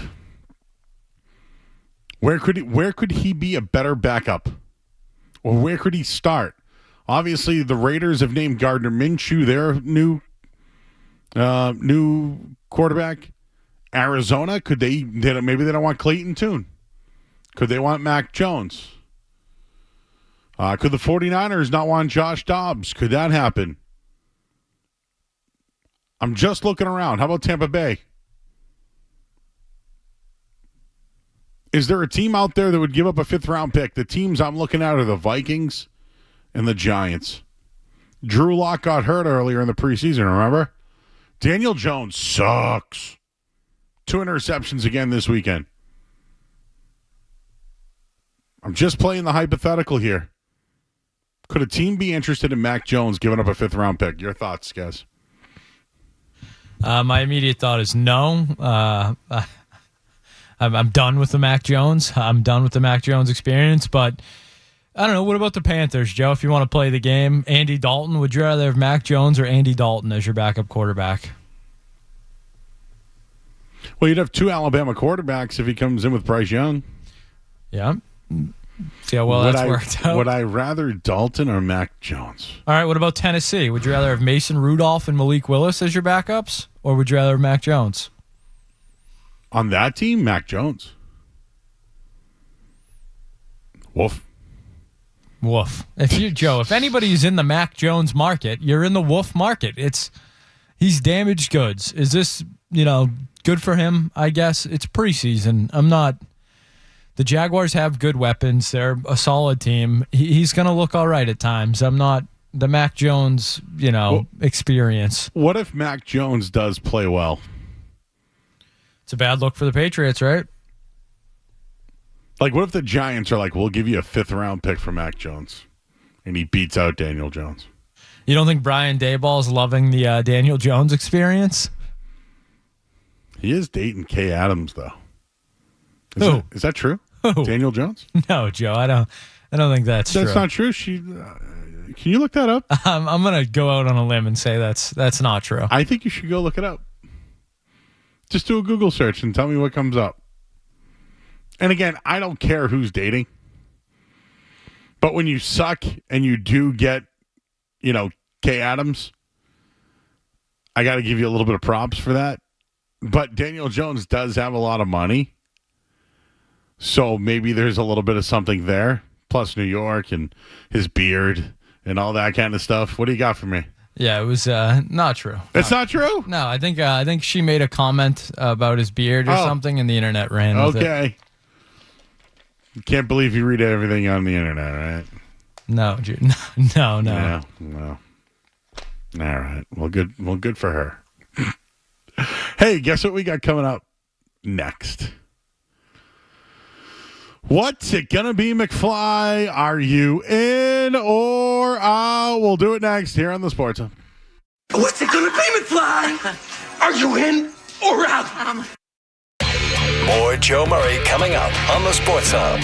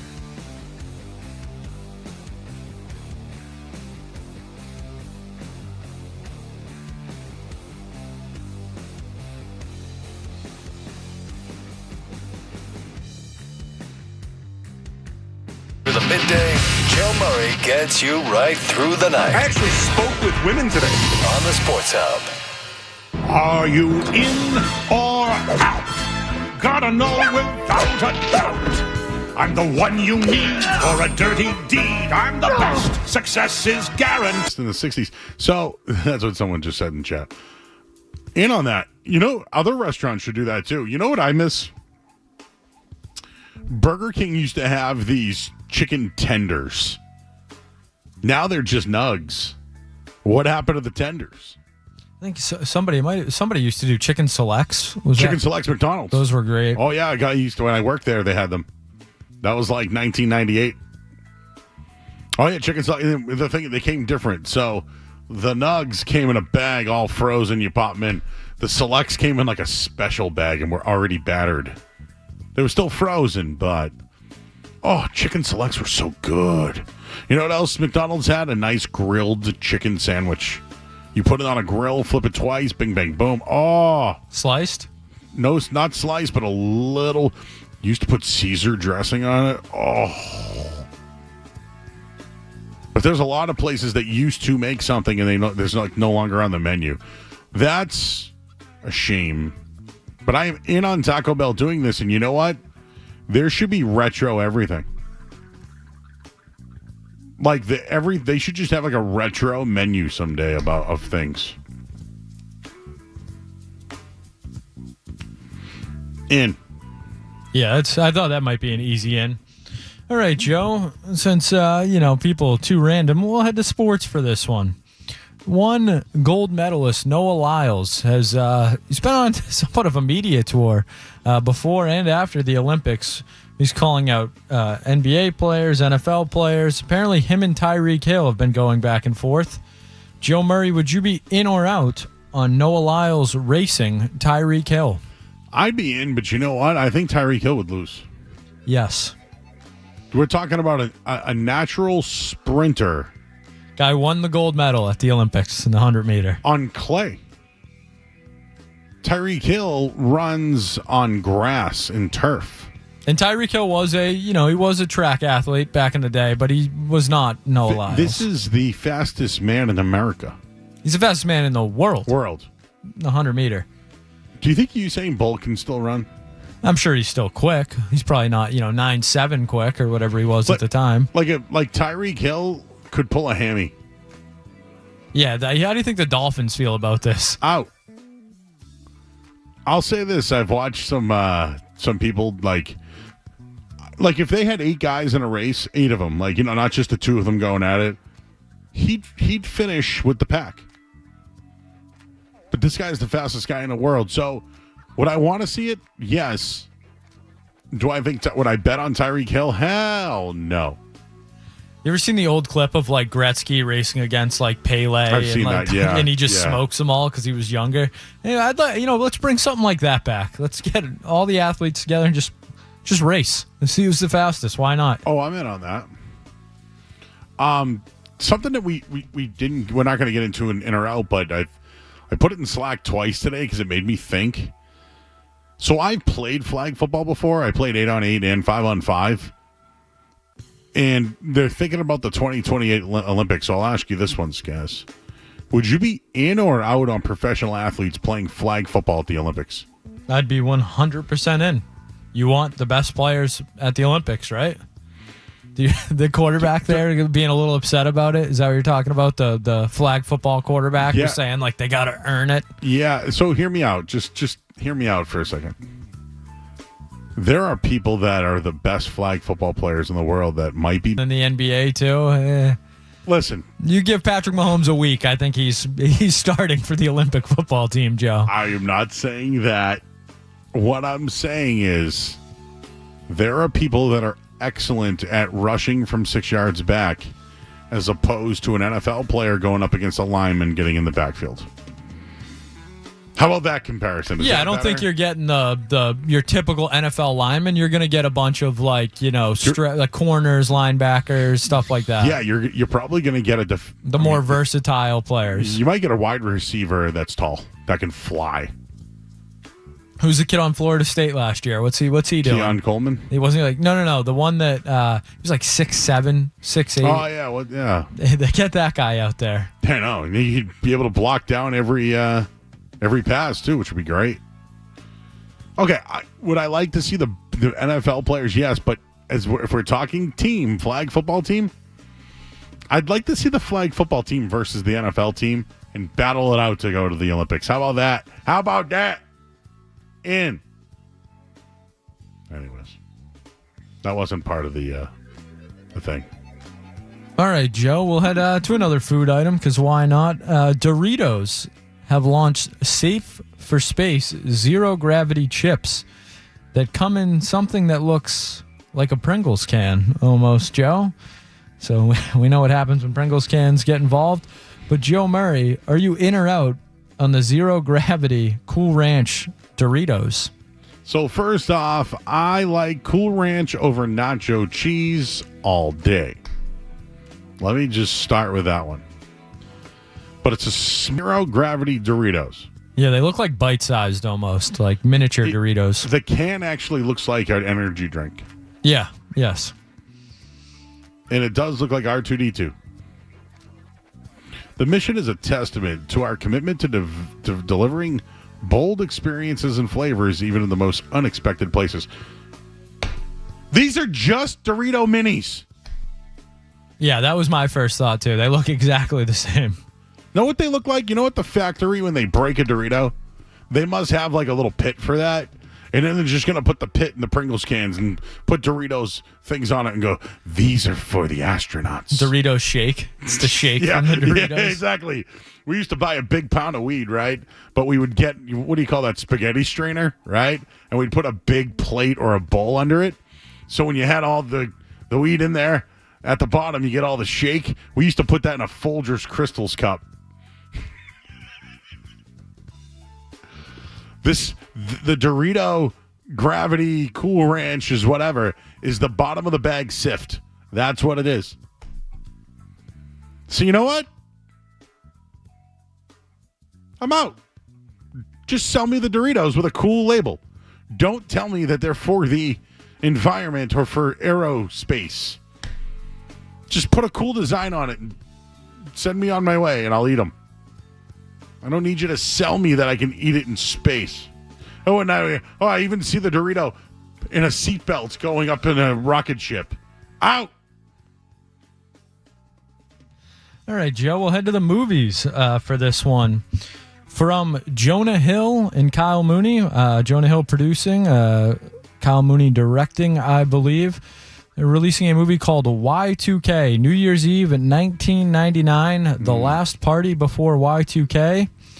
The storyline, two high school nobodies make the decision to crash the last major celebration before the new millennium on New Year's Eve 1999. The night becomes even crazier than they could have dreamed when the clock strikes midnight. Seems like kind of a spoof on, This Is the End or whatever that movie they did, the high school version. So, Joe Murray, are you in or out?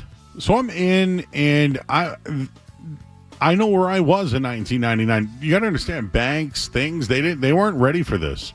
Nothing went wrong. Nothing went wrong. Everybody prepared for it. They must have did a lot of testing for it. I remember living that life of, what's it going to be like when the new year comes or 2000 comes. I think I'd watch it. Maybe we could pick up something from the 90s nostalgia. They're going to listen to Creed and Limp Bizkit and stuff. That'd be cool. I believe I did have the IMDb pulled up. I believe Fred Durst is in the movie. Oh, that's I believe he is in the movie as himself. Absolutely perfect. I am in on that. All right, Joe Murray, we'll head to Amazon for this one. A new game show coming out. Are You Smarter Than a Celebrity? Hosted by Travis Kelce. Ooh. The 20-episode game show will be Kelce's first foray into series television. It's basically Are You Smarter Than a Fifth Grader, but it's Are You Smarter Than a Celebrity? Each episode or game will include an adult contestant who will rely on a classroom full of celebrities from stage, screen, and sports to help them answer 11 questions on a range of topics pulled from the elementary school curriculum in an effort to win $100,000 with Travis Kelce as the host. Joe Murray, Are you in or out on Are You Smarter Than a Celebrity? Okay, I'm out. Travis Kelce is dating one of the most popular people in the world. Hosting a game show is below you. And that's no offense to game show host. Steve Harvey's one of my favorites. By the way, there's going to be WWE Women versus Men tomorrow on the Family Feud. So, there we go. Might have to DVR that one. Travis Kelce dates one of the most popular people in the world. Maybe the most popular person. He can't be hosting. Are You Smarter Than a Fifth Grader or whatever? Him and Jeff Foxworthy with the same resume. You don't think that's a good look for Mr. Kelce there? Out. Now, if he was hosting the Grammys, in. Or even the MTV Video Awards, whatever. You know, Regis was pretty popular too, right? He didn't have to do that game show. And that girl with the accent, she didn't have to do that Who Wants to Be a Millionaire. No. Travis Kelce, again, is one of the biggest power couples in the world. Do you see Beyonce doing it? Do you see Jay-Z doing stuff like this? No. Is it a money grab? I don't know. He's in like some FX movie, I think, too, that's coming out in the fall. I think he's getting ready for life after football, and apparently, Joe, he wants to be on TV, so we all might have to suffer because of it. Then you know what you do? You pay E Entertainment Television pays you millions to show Taylor Swift in your life. She's going to write about it anyways, bro. Might as well get paid on TV to do it. I feel like that was the best advice I've ever given him. Bro, she's going to write about you. So go get paid. Do it on E Entertainment Television. It's like really tough to be like cool when you're like the host. And like you got to be kind of goofy and like make fun of yourself. Yes. Like, isn't Travis Kelce trying to like get rid of that? Like, yes. You know who's a host? Carlton from the Fresh Prince. Yeah, Alfonso Ribeiro. He does America's Funniest Home Videos. You know why? Because he's corny as hell. And he embraces it. And it works. Exactly. Like Gronk almost would have been a better pick for this than Trav, but you couldn't keep him on script. Gronk did wrestling and he sucked. Yeah, not great. But Alfonso Ribeiro, that guy is perfect for that. What's Kelce going to like, what does he always do? Make him say, na, na, na, na. Yeah, they're going to love that. Are they, Who Wants to Be a Celebrity? Are they going to come in there and do that too? Make him say,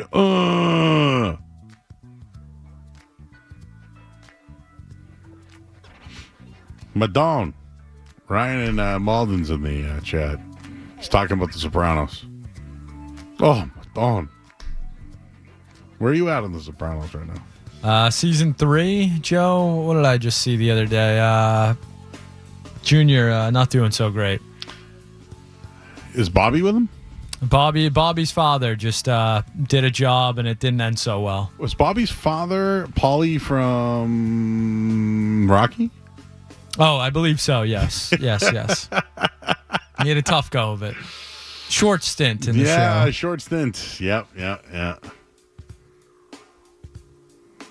Season 3, though, Joe, I got to be honest. I don't know if this is a bad take. Season 3, not nearly as strong as the first two. You know what happens is when this is how I feel about The Bear.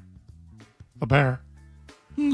I've watched The Bear so far this season, and it's been episodes of yelling, complaining, yelling and complaining, and yelling, and John Cena, and yelling. And flowers and where they're placed. And now there's a photographer there. I need more. Yeah, season 3, maybe strong, but kind of stinks so far. Not great. All right, give it some time. Yeah, I'm not going to abandon it or anything, but yeah, season 3, not as good as the first two. Bobby's dad was going to go, Bobby Baklava. Yeah. His dad was going to go down anyways because he had that bad cough. Horrible cough. Tough to watch. Yes. Yeah. All right. Anything else tonight? That is going to do it for a Monday edition of In or Out. All right.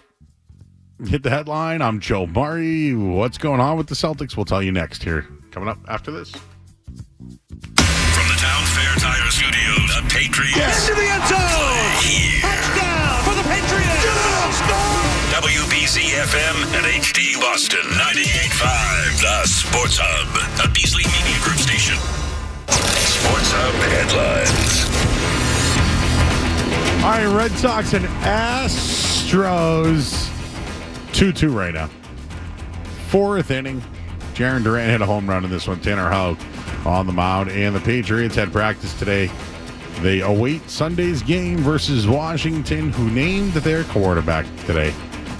Jaden Daniels. Patriots still waiting on theirs. Headlines, they are brought to you by Drains by James, Eastern Mass's leader in pipelining and drain cleaning. Slow drain, clogged drain, you need to contact Drains by James today at drainsbyjames.com. I'm Joe Murray. Your next update soon. Start your day. Ooh, that's a good one. Work through your day. What's that thing we do at the end of the show? And end your day. I'm not giving you an opinion. I don't know. Right here. 98.5, the Sports Hub. Could Jeff Bezos own the Boston Celtics? We'll ask Brian Robb of Mass Live that question coming up next here on the Sports Hub. Don't go anywhere. There's more Joe Murray.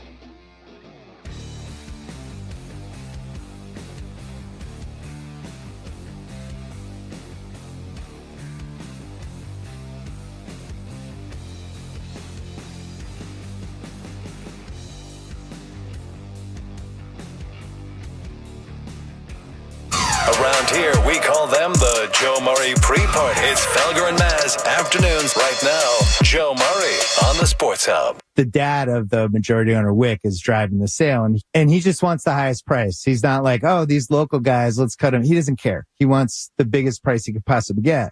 And in the last few days, there's been some, I think, legitimate buzz about Jeff Bezos buying the Celtics. And I think it's real. I think he's going to be one of the suitors, which got me thinking, why would Jeff Bezos, when he's looking at the Celtics, what is he seeing? What does he want? And I think the only way it makes sense, I mean, granted, he has $1 kajillion, but it's one of the crown jewel franchises, right? That's why you get it. But I think it's real that he's potentially in the mix for this.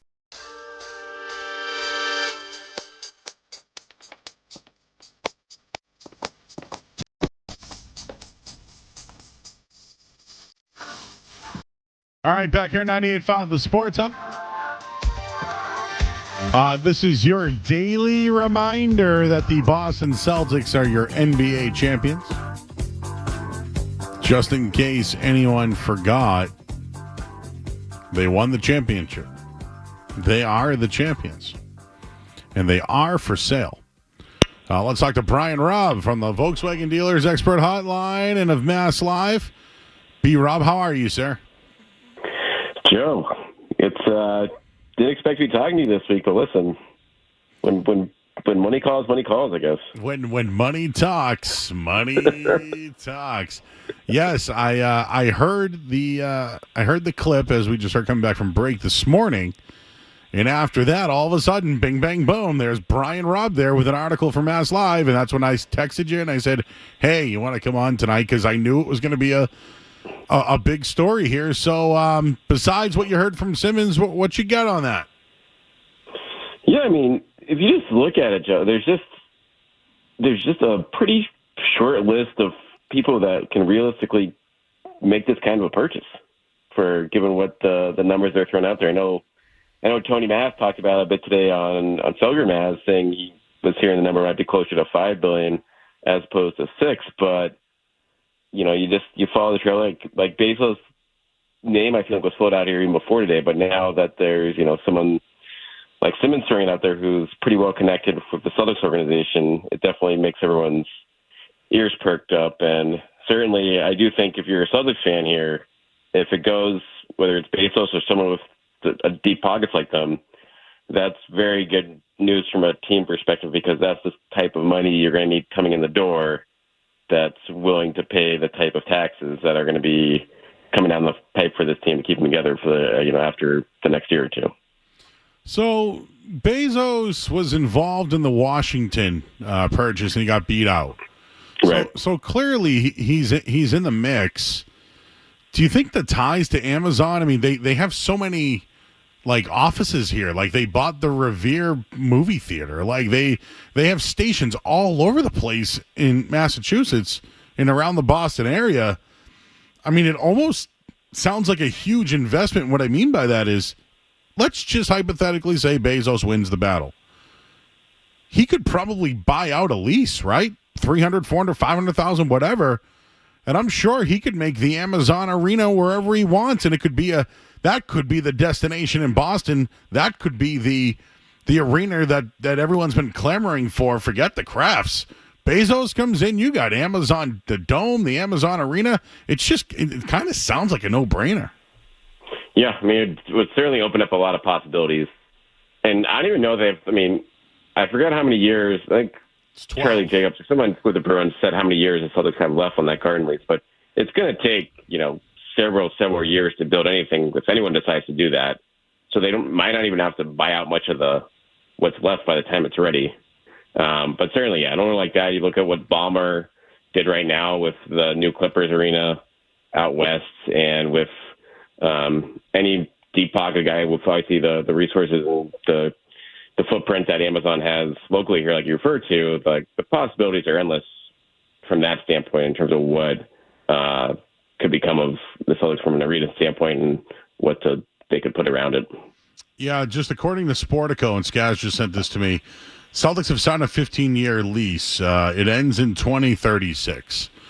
Right. So you'd say, if you buy if you're going to build an arena, Joe, I'd assume like that's not going to be ready by like until like 2030. I would guess by the time all this stuff gets into place. It's like best case scenario, I would think. But could they buy out 5 years, or hey, we'll give you the 10, sure. we'll buy out the 5. Yeah, like that's what I mean. I just feel like that's somewhat of a no-brainer. But now let's just talk about candidates that are in the mix. We know it sounds like Bezos. The Henry Group was in there, but as you mentioned, Maz doesn't think so.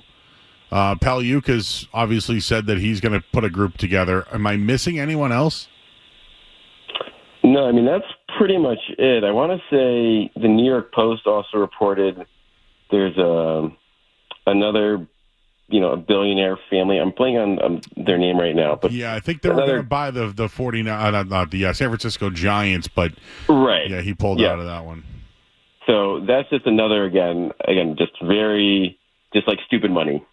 Another group like that obviously wants to do something with it. And yeah, I think you look at this is still pretty early in the process right now, I would think. I mean, I'm sure there's the Celtics announced they hired a couple banks to help them with the consulting process with this. But every time we hear more and more of these leaks coming out here, like you can judge it from any possible angle here, Joe, being like, okay, the more we let out there, the more buzz they're getting out there. Is someone emerging from the mix? Are we getting new people in because of this?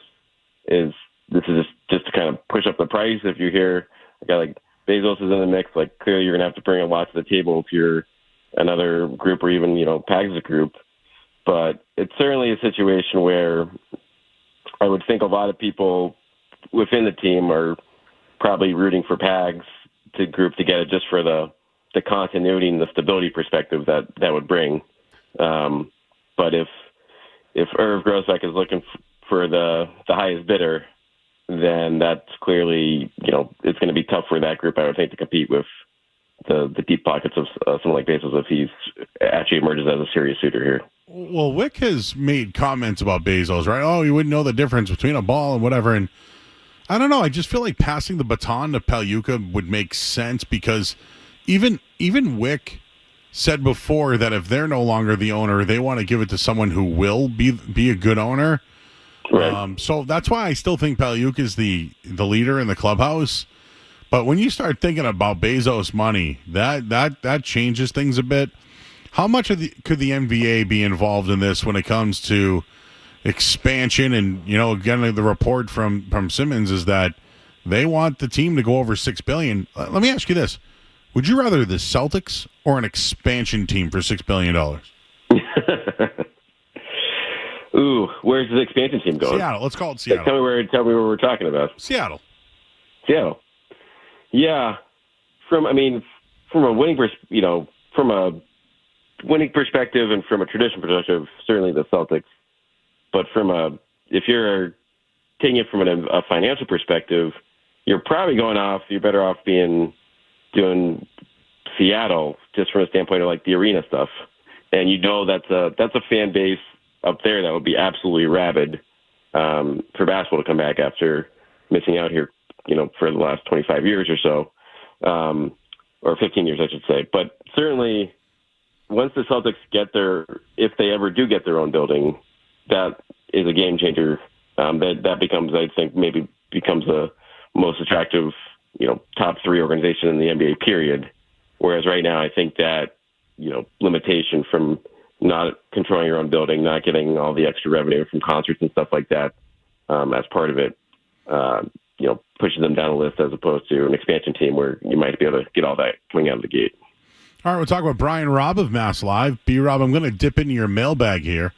Of course, you take weekly questions from the fans. Here's what I got for you. The Celtics, of course, are playing on Christmas Day against the 76ers. Should people expect Kristaps Porzingis to be ready to go for that game? Oof. If I'm betting on it, I'd say no. Just from a standpoint that if the team is already saying he's going to be out for, through a chunk of December, and just given his history and how careful they should rightfully be with him, I would just think that the the organization and Porzingis probably leans on the side of caution and be like, listen, we're not getting you out there until you're ready. This is a major thing. We need you. All we care about is April, May, and June.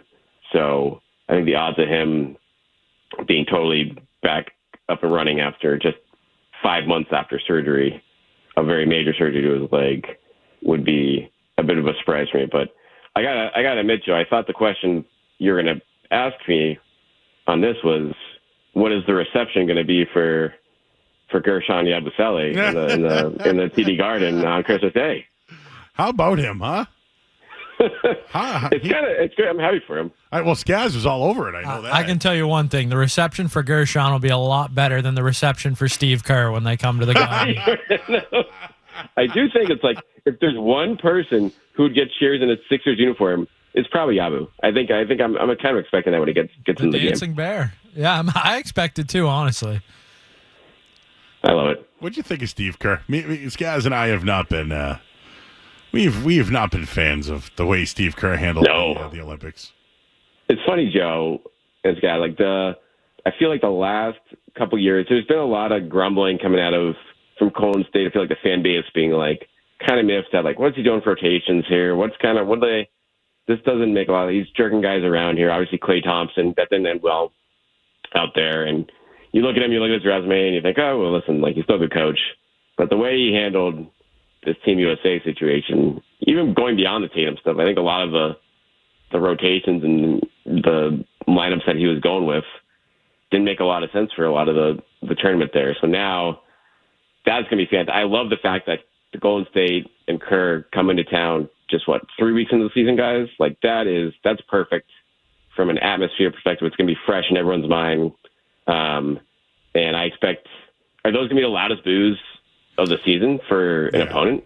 Yeah. I mean, who would have thought that, I guess it does come full circle that the team that truly beat the Celtics in a final was Steph Curry and Steve Kerr, I guess. So, I mean, I guess he deserves it there. I asked Skaz this question before, so I'm kind of interested in your thoughts on it. Is what Steve Kerr did to Team USA basketball, and I'll even throw Grant Hill in the mix on that one, does it deter players like Jason Tatum and Jaylen Brown to be a part of the 2028 Team USA? For Tatum, my guess is no. I think time ultimately heals a lot of wounds, and Tatum just loves to play basketball.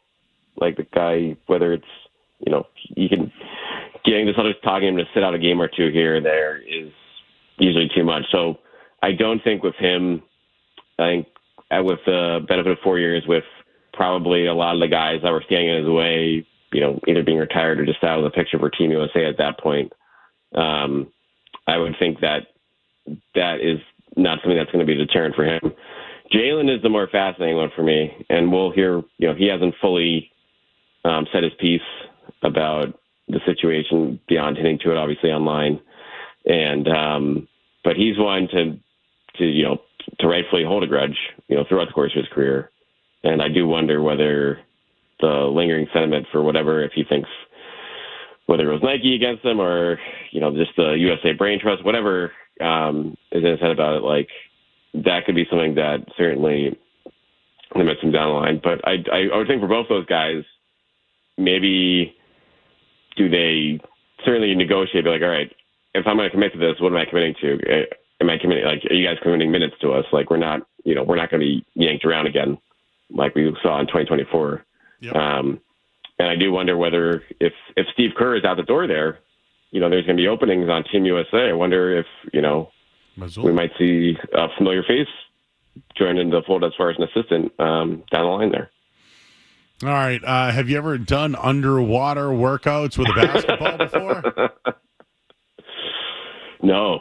I'm not even good at holding my breath underwater, Joe. I don't know how Jaylen, give me, 20, 30 seconds underwater, and I'm toast to even tread water, much less try to do a workout under there. You got to ask him that at media day or something, right? Dude, dumbbells underwater, for real? It's what? You got to show us. I want to see the videos. I want to see a full workout. Or just versus the stage on this. You know what, though? I like it. It's unorthodox. I'm in. I'm in on it. I just never Never thought of it before.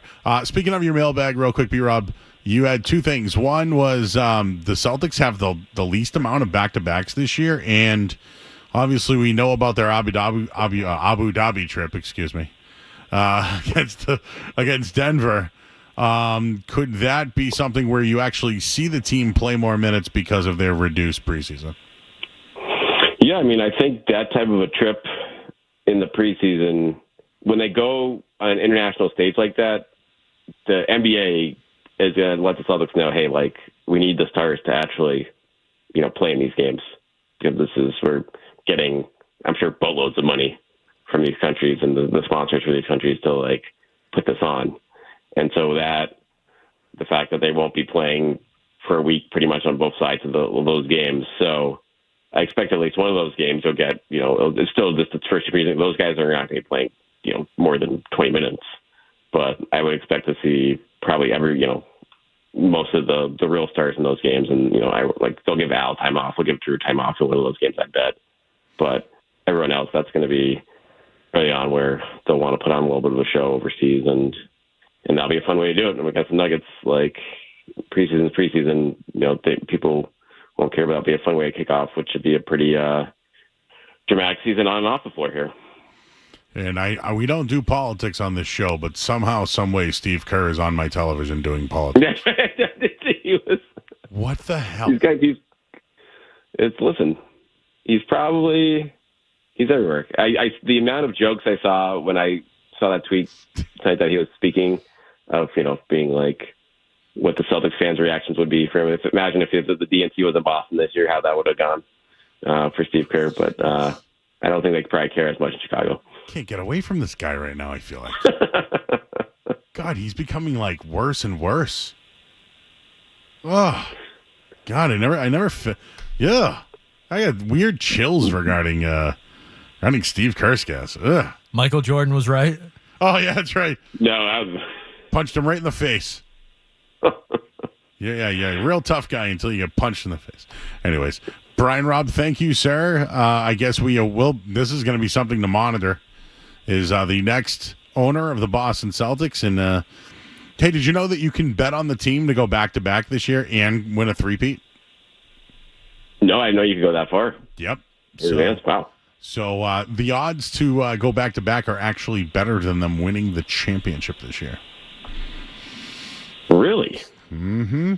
So what are they, plus 300 to win the championship right now? Yeah, and it's a little bit higher if they go back-to-back. Wow. So they're set up for it. Yeah, if this owner comes in with deep pockets. You don't need an article to post. There you go. There's one for you. As Joe Murray discussed when I joined him on the show. There you go. Put you in the headline, Joe. I love that. Yes, if you're looking for a better odds, take them to win back-to-back more than winning the championship. He's Brian Robb of Mass Live. Thank you, B-Rob, for joining us tonight. And I'm sure we're going to be catching up soon. Football season's right around the corner, and that's when basketball season starts.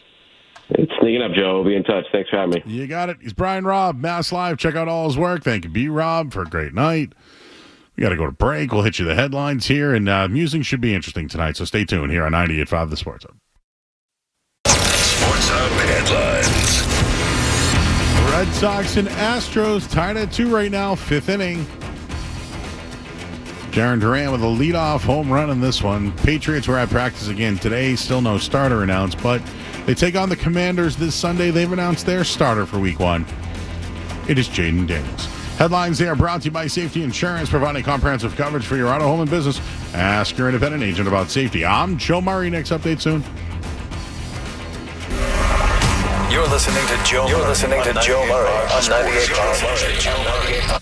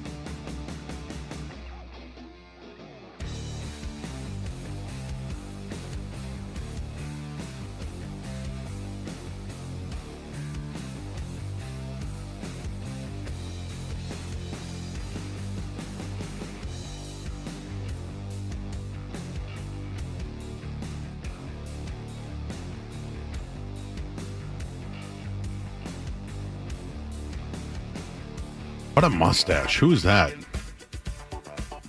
All right, throw from second to first. Yeah, he never stepped on the bag. He never stepped on the bag. That's a terrible play, sir. Who's 23 with the mustache? Oh, Romy Gonzalez. Do the Red Sox all have mustaches now?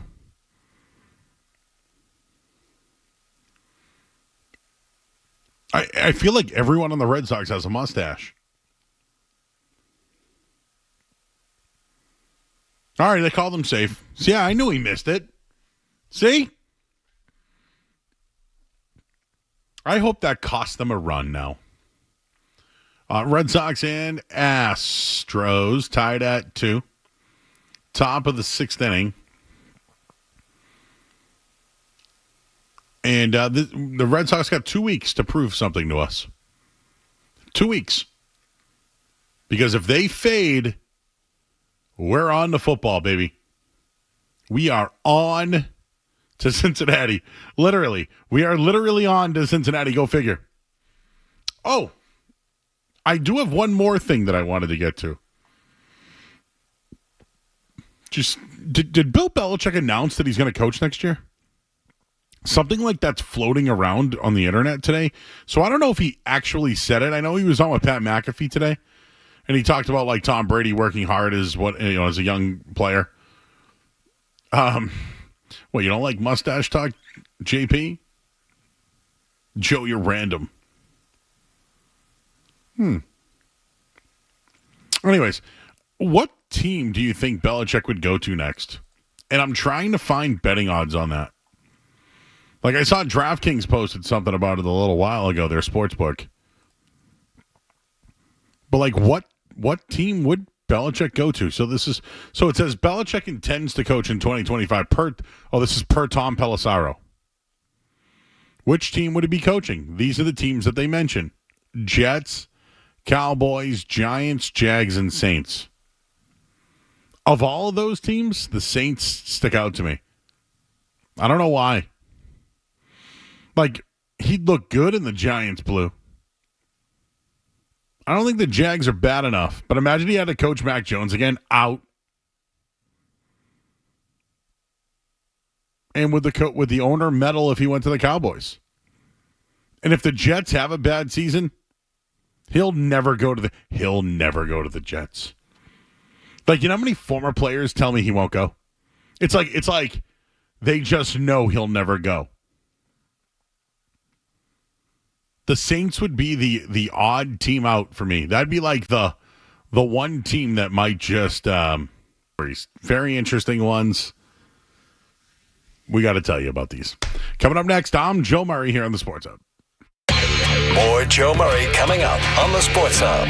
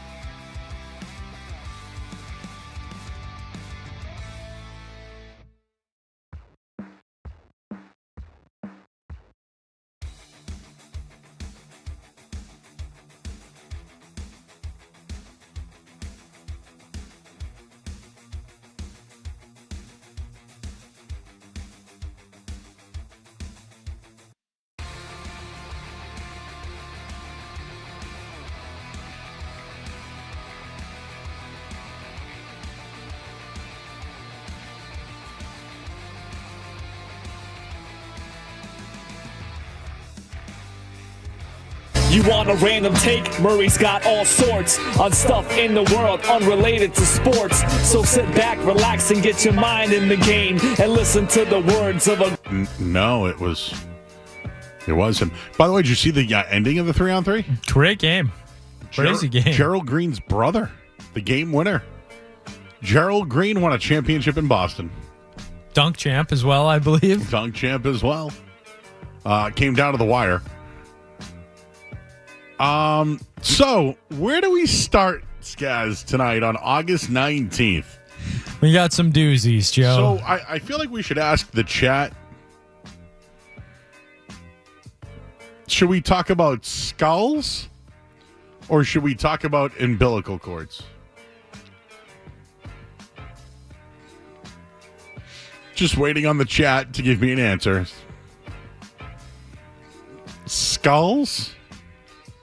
The skull singular. Skull. Umbilical cord. Singular. Singular.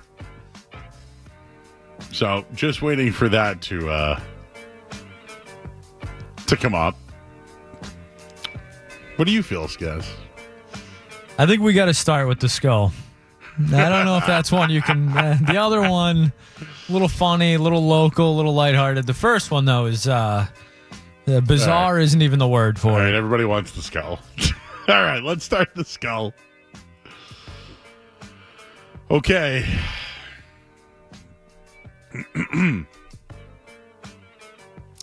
Fernando Cluster is a resident of Atlanta. He found himself in a bizarre and distressing situation when the Atlanta hospital allegedly lost a significant piece of his skull. So imagine going to the hospital. I don't know if it was brain surgery. I don't know. But imagine going to the hospital. They need to do a surgery that involves going through your skull.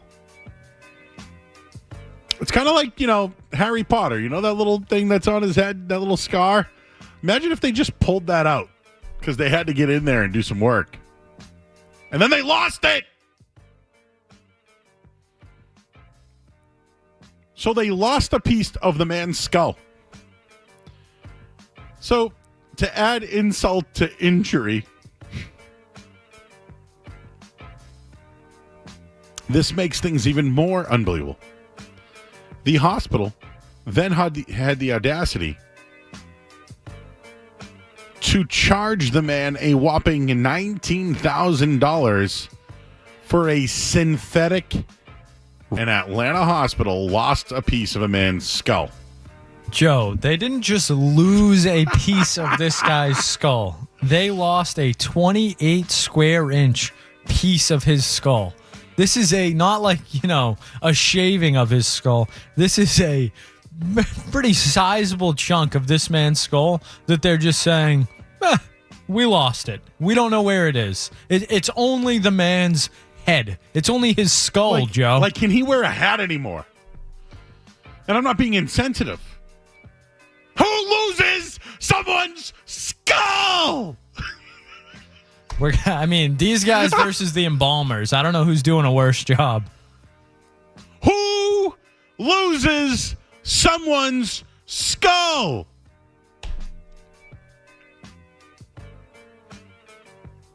This isn't the mechanic. You don't lose a screw and then call AutoZone and get it delivered. It's your head.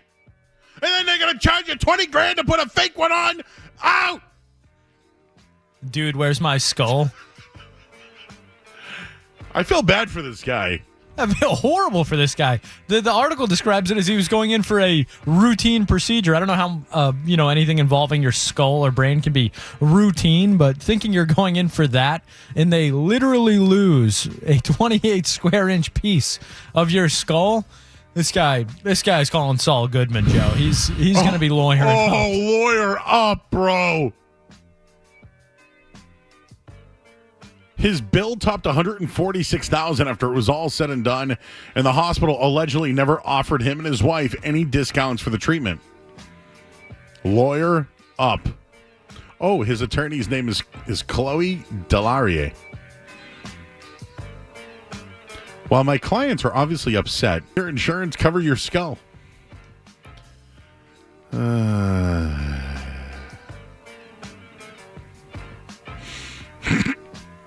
JP, I read that. I'm not reading that out loud. Yes, I saw JP's comment as well. I'm not reading that out loud. And of course, you can go to our YouTube page to read all the comments that people are saying. And a lot of them we cannot say over the air. Who do you blame here? There's someone to blame. Doctor, nurse, who? One of them. Everybody. It's a group effort. It's right a there. group effort. What, now they're like, all right, great. So the scalpel, sponge, skull. Where's the skull? Where's the skull? Where's the skull? Come on, guys. Where's the skull? What happened? Did they even talk to him? Did they talk to anybody about replacing his skull? All right, so the skull is down. So let's go to the umbilical cord. And of course, this happened in Massachusetts, everybody. The first one was in Atlanta. Cape Cod summer traffic can be a little crazy, but for Rebecca and Danye Mohada, the traffic on Route 6 was anything but boring. The Brewster couple was heading in the hospital on August 8th, driving on Route 6, when a very pregnant Rebecca's water broke. The Mohadas were 26 minutes into what was supposed to be a 56-minute drive when Danya pulled over so Rebecca could deliver a baby. Quote, I'm driving, obviously. I reach down between my wife's legs, and sure enough, I feel the top of my daughter's head. Danya, who told the Times he does not have any medical experience, delivered their baby in the passenger seat. The baby is a girl, and we kind of looked at each other. We're like, that just happened. The new parents, plus Summer, couldn't wait for the ambulance on the shoulder of Route 6. So where did they go to wait for the first responders? Where did they go, everybody in the chat? Where did they go? They couldn't wait for the Route 6 ambulance on Route 6. Where do you think they went in Massachusetts? Just name a place you think. I mean, there's guesses, guys. You're on Route 6, right? There's one of them on every corner. Donuts. They couldn't wait for the ambulance on Route 6, so where did they wait for the first responders? A Dunkin' Donuts parking lot, of course. Workers rushed outside to help the couple. They handed me a sterilized X-Octo knife. And I, like every Massachusetts father, cut my baby's umbilical cord in a Dunkin' Donuts parking lot. It's like the Massachusetts Lisan Al Gaib right there, Joe. It's like the chosen one, being born in a Dunk's parking lot. With all the commotion, Donnie said that he lost his wedding ring while delivering the baby. You lose the wedding ring in a Dunk's parking lot. He did find the ring by the side of the highway where Rebecca gave birth this summer. What a couple of... That's an eventful afternoon, huh? Just as we were about to leave, I looked down, and by the grace of God, I found it right between my toes. This story's got everything, Joe. Toes, dunks. Toes, feet, dunks, umbilical cords. Both Rebecca and the 11-day-old Summer are healthy and doing great. But that is a Massachusetts birth right there. America runs on Dunkin'. It's got to get you, like, at least a couple free coffees or something, right? Can I get a cinnamon raisin bagel, please? Sterile. With egg, sausage, and cheese, please. And why don't you throw in a Boston cream and an apple fritter and one of those new sparked energy drinks? Oh. This is wild stories. Anything happened to you this weekend? How about on the golf course? Anything? No, very laid back on the golf course, down the Cape. Pretty, traffic is what it is, but there's, you can't complain about that. You know what it's going to be. Do you know what I saw the other day that really, really kind of got me?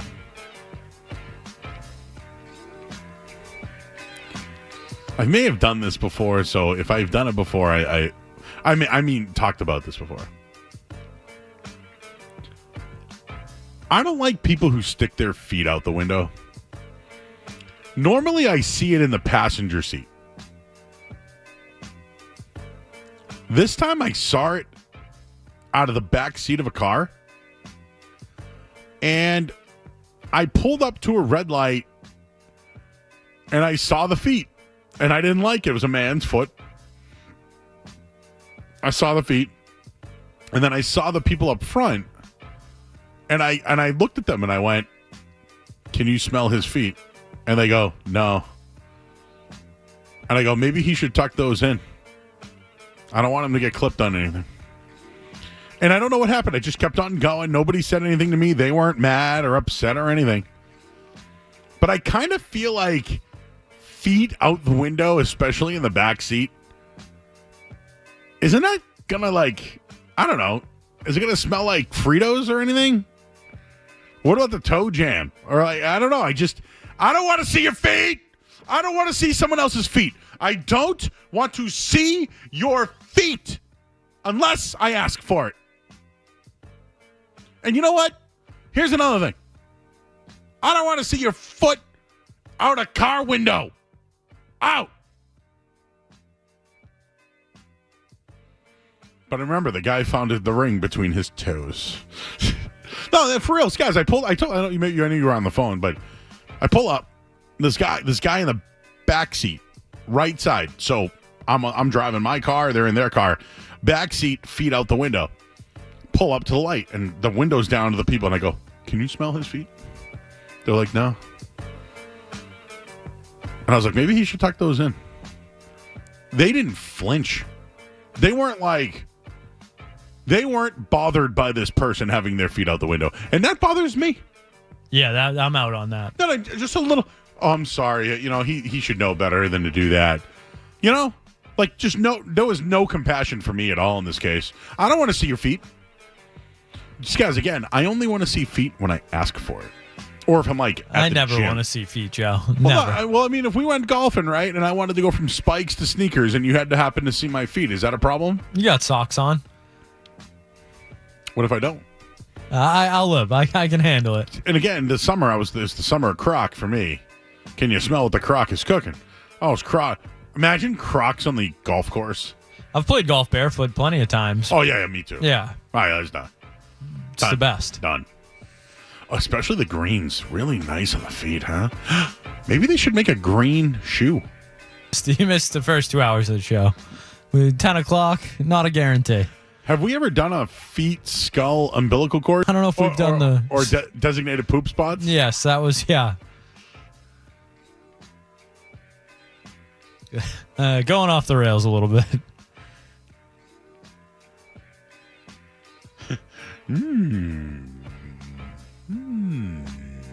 I saw him pop up for the 15th anniversary. I think I saw some clips. Oh, talk Dollar Tree line, Joe? By the way, Dollar Tree, plunger, little toiletries, plays rules for that stuff. I think I know we're up against it. I can give you one musing I had. You just your last line. Person with just a full. I hate that. Full cart. We're talking 50 items, 50 plus items. What can we do about that? I think that's. Is there a light? Can we wear narking on them? You should be kicked out of the city or something. Listen, if you have 50 items, go to a regular line. What makes you? You know what they should do? Oh no, the register only lets us do 12. Or 20. And I don't want to blame the worker because it's probably a high school kid or something. It would be because the high school kid's just doing his job, wants to go. Yeah, home. It's not his fault. I get it. I've been a bagger. It's before. on them. No, it's on them. But no, for real. You know what? This happened to me recently. There needs to be a flashing light or something that when you give them their bag, it lights up like they were liars. He charged extra for that. Yeah. So like you pay a vig, right? Tony Soprano puts 10% on it. 12 items or less, guy. Who has more than that? I'm out. Out. You're a bad person. The same guy that's not returning his cart. Same guy that's parking in multiple spaces. Just a bad guy. Do you have to pay for a bag when you go shopping? I have like a bunch of them, but So you I don't. bring 'em with you. Or I just forget and they give me the paper. Paper. Oh, out on paper. Brutal. Oh, the worst. All right, well, I guess we'll do the headlines now, and then we'll figure out what we're going to do the rest of the show here on 98.5 The Sports Hub. WBC-FM and HD Boston. Patriots! It's an all-new season for the Patriots. Wow. And you'll hear it all right here. Yes. Your home of the Pats. 98.5 The Sports Hub. Beasley Media Group Station. Sports Hub headlines. All right, Red Sox right now a 4-3 lead over the Astros, middle of the 7th inning. Tanner Houck still going, 6 innings, 7 hits, 2 earned, 8 strikeouts on 90 pitches. Jaron Durant went deep in this one, and Masataka Yoshida went deep, 344-footer, 2-run homer, up 4-2 right now in the 7th inning. And the Patriots had their final practice of training camp. Still awaiting the name of a starter, or still awaiting to name a starter for Week 1, but they do have a preseason game this Sunday. It's against Washington. The Commanders have named Jaden Daniels their starting quarterback. Headlines are brought to you by Safety Insurance, providing comprehensive coverage for your auto, home, and business. Ask your independent agent about safety. I'm Joe Murray. Next update soon. Boston, the greatest sports town in America. We have a farm. I have about 200 pigs here. We get to spill beers on each other without worrying about spilling beers on people. Boston's home for sports. 98.5 The Sports Hub.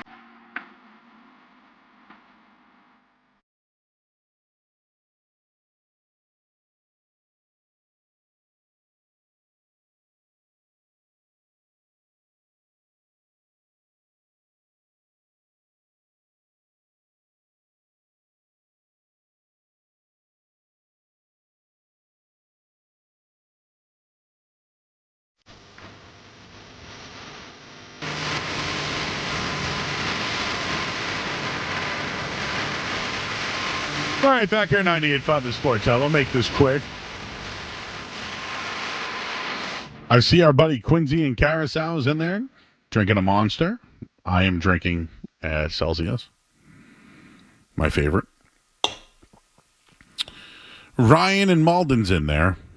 Says he calls the Zoe show. Is that what you called it? The Zoe Beetle show. You know, I think they might be upset if you called the Joe show, to be honest with you. We used to have the guy with the bear, Don and Carver, but he doesn't call us anymore. But Riz, he's everywhere, man. He's been supporting us since day one. Brokerage Babes in there. Einbein. There's a couple of new faces I don't know in there, though. GB Betts, who's that? Don't know you, but thank you. What should we do now, Skez? Should we get back to the... Know what you have on the rundown for 10 o'clock. Oh, yeah, tell me. It's 10:19, but yes, tell me. You have Tua on Brian Flores and Mike McDaniel. You know what? Do you have that audio? I have the Brady audio of him talking about, hard coaching and people think it being a response to Tua. Why don't we do both? You know what? Because we get the Red Sox still going and the Patriot stuff still on the table. I think it's worth doing that. I think it's worth it. We'll play a little Tua, a little Brady, a little around the NFL. We'll do that coming up next here on 98.5 The Sports Hub. Don't go anywhere. There's more Joe Murray. On the way on 98.5 The Sports Hub.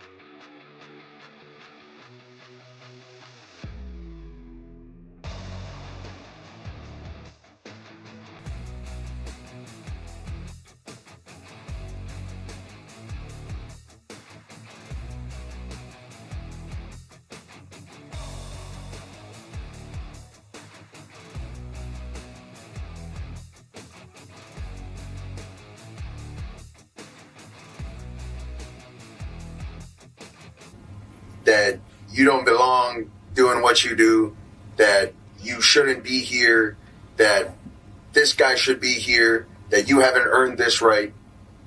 And then you have somebody else come in and tell you, dude, you are the best fit for this. Like, you are accurate, you are the best whatever, you are this, you are that. Like, how would it make you feel listening to one or the other? You see what I'm saying? And then you hear it, regardless of what it is, the good or the bad. And you hear it more and more. You start to actually believe that.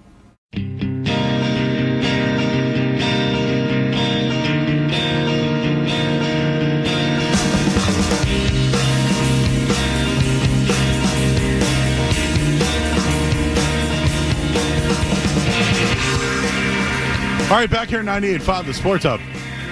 That was Tua Tagovailoa. Did not like Brian Flores, and you know what? In a way, I think Flores is a good coach. I really do. Great defensive coach, won a Super Bowl with the Patriots. What can you say? He coached Stephon Gilmore, who had a game-winning interception. Jason McCourty had one of the biggest plays in the game. Dante Hightower, like all that. Spectacular coach. Malcolm Butler, too. Malcolm, go out there. He's the one who said it. Outstanding coach, right? And he's going to do great things where he's at now. But again, the league is offensive-minded. And I'm trying to stay away from the Patriots for a second here because I could easily say Gerard Mayo's in charge. Defensive-minded coaches don't do well in the league. But D'Amico Ryans changed that last year. But getting back to Flores. Flores was with Tom Brady for how long? I mean, Jimmy Garoppolo was really good when he was there. Watching Tua wasn't ready, right? To Brady's point from earlier in the night. These kids are thrown into the mix, and he didn't start right away, right? Didn't he start? He kind of failed, and then they went to Fitzpatrick. So, in Tua's defense, like, there was a lot of pressure for him to get going. Can I say something? You know how we talked about, Scaz, we talked about building around the quarterback compared to having the team? Is it fair to say the Miami Dolphins built around Tua Tagovailoa? Yeah, I would say absolutely. They drafted Tua. Their line sucked. They had some defensive pieces. He got hurt his rookie year. Yeah, but I mean, as far as that, though, they traded for Tyreek Hill. They drafted Jalen Waddle. You know, they brought in Mostert. Now they got A-Chain in there. They're trying to get better on the offensive line. But they're building around Tua. And I know when you have Tyreek, the two fastest guys in the league on your team, it's easy to design things. But his line does suck. I will say that. But Tua's an athlete, man. Is he a great quarterback? Probably not.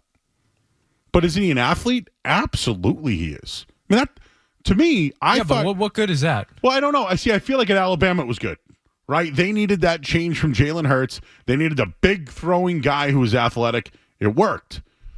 In the NFL, he's a little more stiff, right? He doesn't want to get hurt again. So is that why they have all the speed around him for the yards after catch and the deep balls and stuff like that? He had that tightrope surgery. He hasn't really been the same since, like mobility-wise. But I do think he's a great athlete. I do. But is he a great quarterback? I don't think so. But I don't think he sucks. I mean, if there were some things that weren't going well in Miami, but for the coach to not believe in you, that's got to hurt. But Miami doubled down. The owner doubled down on him. McDaniel came in and wanted to work with him. So I credit the Dolphins for trying to make it work with him. I mean, in that situation, you always take the skilled quarterback over the unknown coach. I think that's just what just about any team in the league would do. We've seen numerous teams do it, but I think this is kind of an indictment on Tua, saying like he was too hard on me. He didn't believe in me, and instead of like using it as fuel or trying to get better, he just kind of turtled. And I just think that's not a great look, especially for a guy who struggled late in seasons and a guy that struggles as soon as it gets below, 65 degrees out. So, obviously you're going to go with the quarterback. Most franchises are over the head coach, especially when it's, Brian Flores in his, first tenure as a head coach. So I get it from the Dolphins' perspective, but I don't think it's a great look for Tua. So, you mentioned Tom Brady. Did he respond to this quote? So, not directly, but during his thing, I believe this was with Stephen A. also, he was asked about hard coaching and, the coaching in the NFL now compared to back in the day. Let's hear Tom Brady on coaching. If the coach was going to be hard on me, I was going to accept the difficult coaching because I needed to hear it. And again, it motivated me. And there was a lot of players on our team that would see me get coached hard and that they would say, okay, I got to step my game up because I don't want to get yelled at. Tom's getting yelled at. I don't want to get yelled at. Yeah. How do I up my game? And I think that's what accountability looks like. And you can't be, have your ego so big that, any criticism is going to, lessen your confidence. I mean, look, you're going out there in the Super Bowl in 2 weeks in Vegas, and you got hundreds of millions of people watching. You better be tough at that point. You better have not go in there with, a weak attitude. Fragile. I think you got to go in there and you got to embrace the challenge, embrace the opportunity. You're going to be tested. And if your coach tests you and your teammates test you, then you can go beat your competition. Okay. Brady's right. It's tough though. What's a tough situation right now in the NFL? Is Sean Payton a tough one? He's like a quarterback guy. I think he's tough on the roster. I don't feel like he's particularly tough on quarterbacks. I think those are like his binky. You think he was tough on Russell Wilson? I think that was just a toxic relationship, the kids might call it. I think that was just not a good match. How about that situation right now in Pittsburgh? Pittsburgh? Yeah, I mean, I think it's still going to be Russ. Not good. Not great. I wonder if he's cooked. Russ's numbers were good last year, believe it or not. If you take out everything, if you just looked on paper, what is it, 20-something, only 5 interceptions, it looks good. He sucked. Sorry. Numbers look good. He wasn't. Tough situations. Jim Harbaugh.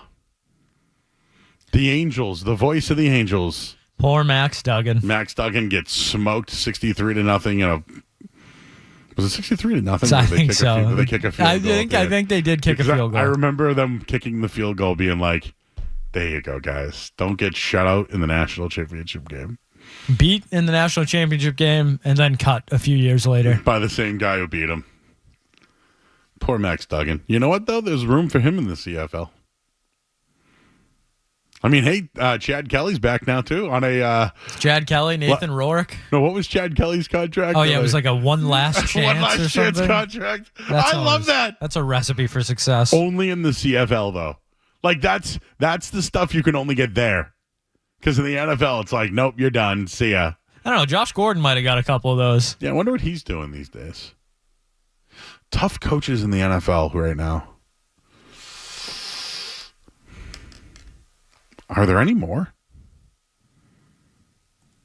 Is everyone a player's coach nowadays? I think Tomlin's like a tough coach, but he's a player's coach. How do you feel about John Harbaugh? I think he's a good coach, but I think he's, he gets it. He's not, I think he's like one of the more level-headed coaches in the league.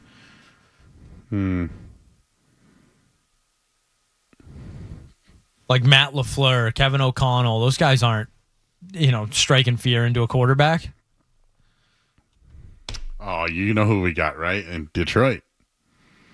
Dan Campbell. Yeah, but even he's like a tight end, right? He's like an offensive guy. I think they love him. What about McDermott? You think he's like a tough coach? I think he's very good at developing players, but not a great coach. If you want a guy to come into a program and help develop, I think he's perfect. Because they draft well. I got to admit that, and they let everyone go too. Hey, just real quick, I watched a lot of the NFL games over the weekend. There was a few people that truly stood out to me that I was kind of impressed with what I saw. But Bo Nix looked really good. I just, I thought he was a product of the Oregon system. So when I say impressed, guys, it's 2 preseason games. But I did not expect that. Caleb Williams, holy smokes, he looked incredible. And all those things you saw at USC, You saw her in the preseason. Michael Penix, I guess, has shown enough, so he doesn't have to play anymore. J.J. McCarthy, obviously done for the year. Two things. I thought Trey Lance looked really good in Dallas. Never went under center any play. And they talked about it. He sees the... Talk about a kid who didn't play enough in college. He played 3 games before he got drafted because it was a COVID season. But you know what, though? He led the team. I think Cooper Rush will still be the backup there. But he led the team on multiple drives, played a whole half and the fourth quarter, scored 2 touchdowns, 1 rushing, 1 passing. He needs the reps, but I'll tell you, I can see he's not a bum. He's not a bum. I think he needs reps, and I don't know. The Dak Prescott situation, I don't know. But giving up a 4th-round pick for Lance, I understand why they did it. But I thought he looked good, meaning I think he can run an offense. I just don't know if he can play at an elite level. Last but not least, I don't know how Buffalo didn't draft Worthy and let him go to the Chiefs. This kid's going to be scary. Xavier Worthy. Oh, did you see the behind the back? It was everywhere, right? Vomit. It wasn't even a good behind the back pass. That's how I throw a towel, you know? So you throw a piece of paper in the trash. Yeah, so, you know, and it goes in and you're like, wasn't a great shot, but it went in. But oh yeah, Kelsey had to catch it, right? Is he smarter than a 5th grader? We're going to find out, Joe. All right. Let's get the final headline of the night. Well, the Red Sox are up 4. Well, I'll tell you in the headline. We'll do it after this final headline of the night. Sports Hub headlines. All right, Red Sox are up 4-3 right now. Bottom of the 8th inning, excuse me. Can they hang on to the lead?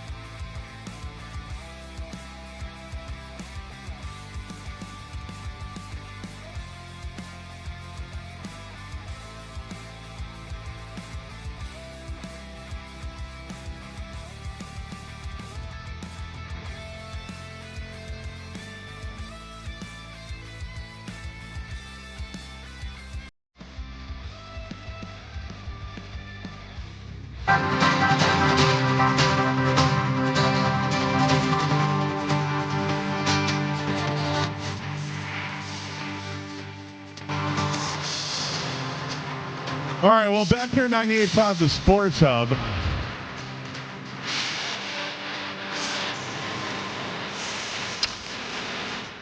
The Red Sox and Astros are tied at 4. And it's upsetting because Tanner Houck deserved better. He went 6 innings, had 8 hits,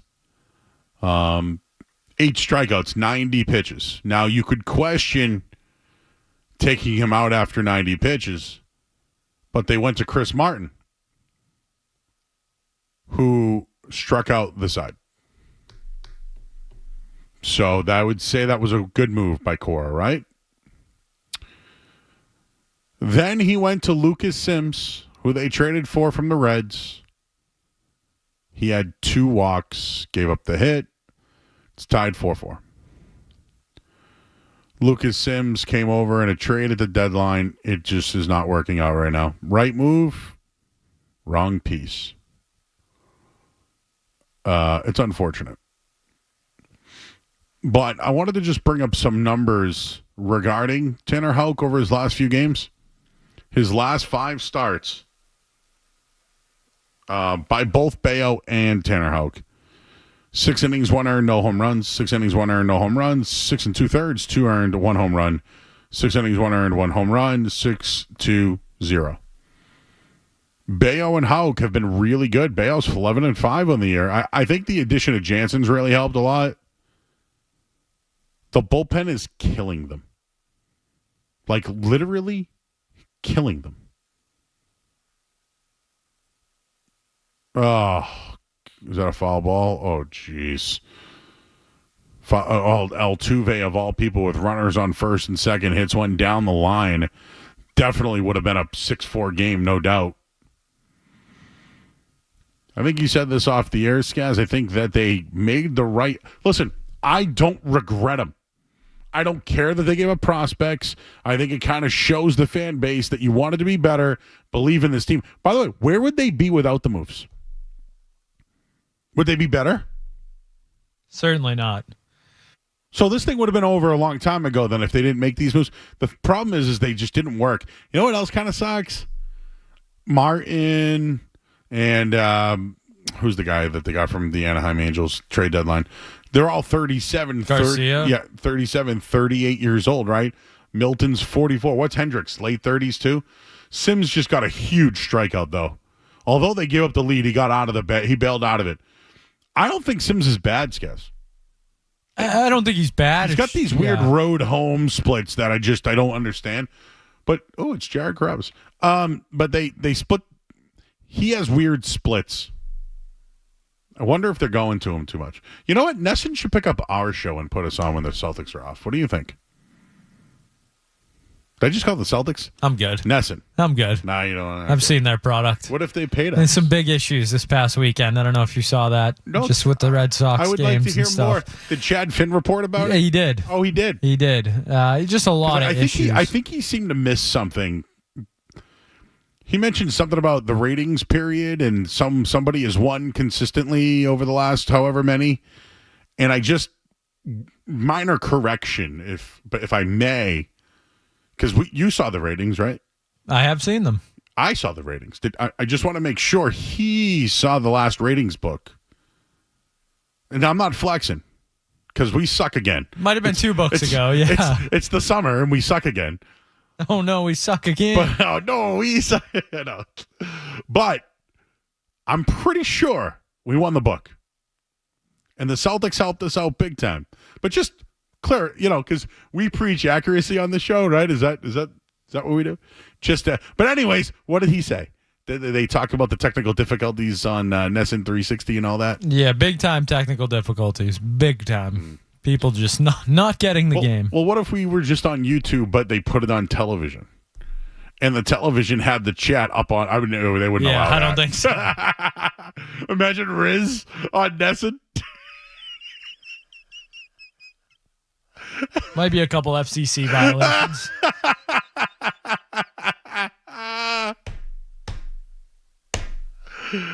Oh, that's funny.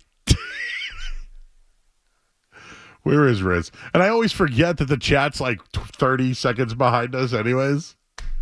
Riz said he came back to watch on Saturday, and they had like a game from 1993 on. Oh, is it John Valentin triple unassisted triple play game? I love that one. Imagine JP and NP in the chat.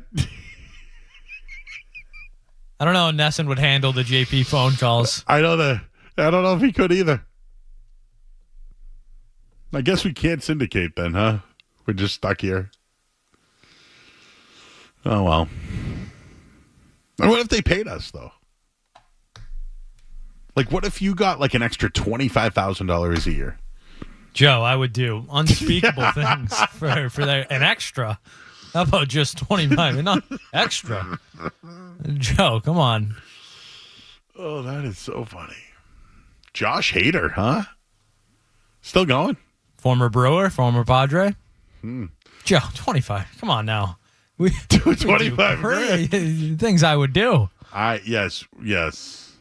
I used to listen to. Okay, I'm just reading what maybe. Riz Yeah, don't just read. You gotta read it in your mind first. There's sometimes some speed bumps in there. So they're talking about the hot dog safari in there. I have a. You like stories? I like stories. We've had Dan on before, I believe. Dan Edelman, yes. He texts me every once in a while whenever he finds like a really nice food thing he thinks I would like. So I used to work for 1510 The Zone, which would broadcast the hot dog safari every year. And so they sent me to Suffolk Downs, and I actually think it was Billy Lanny was like the engineer at the time. So it was like Billy on a headset, me, but Eddie was like the show, you know? So there'd be like a chair between me and Eddie. I was just filler. I was there smelling hot dogs, okay? You were just sitting there? I was just sitting there. But like, you know, hey, our guys, we're coming back from break or whatever. And Eddie would just drop the headset and just go like meet a bunch of people and take photos. And I'd be like, we're back here at the hot dog safari. I'm Joey Murr at the time. I was Joey Murr at the time. And Joey Murr. Yeah, Joey Murr. And they had like green ketchup. And Nesson would ban Riz quick. Sorry to read that. I keep forgetting we're behind. But yes, I have worked many of a hot dog safari, and we did the radio broadcast every year. And I will just tell you that it's mayhem. Imagine me if we like did like a roast beef safari or like a, you know what, chicken wings. Let's just like wings or just pizza safari at Suffolk Downs. Look, well, you already know what it's like when I'm on remote. I've seen you on remote, Joe. I've seen you at the Phantom Gourmet Fest. It's hectic out there. You've seen me at Hooters? Oh, I've seen you everywhere. So, yeah, so imagine like Eddie's like 10 times what I was. I am. I'm nothing. I'm zero.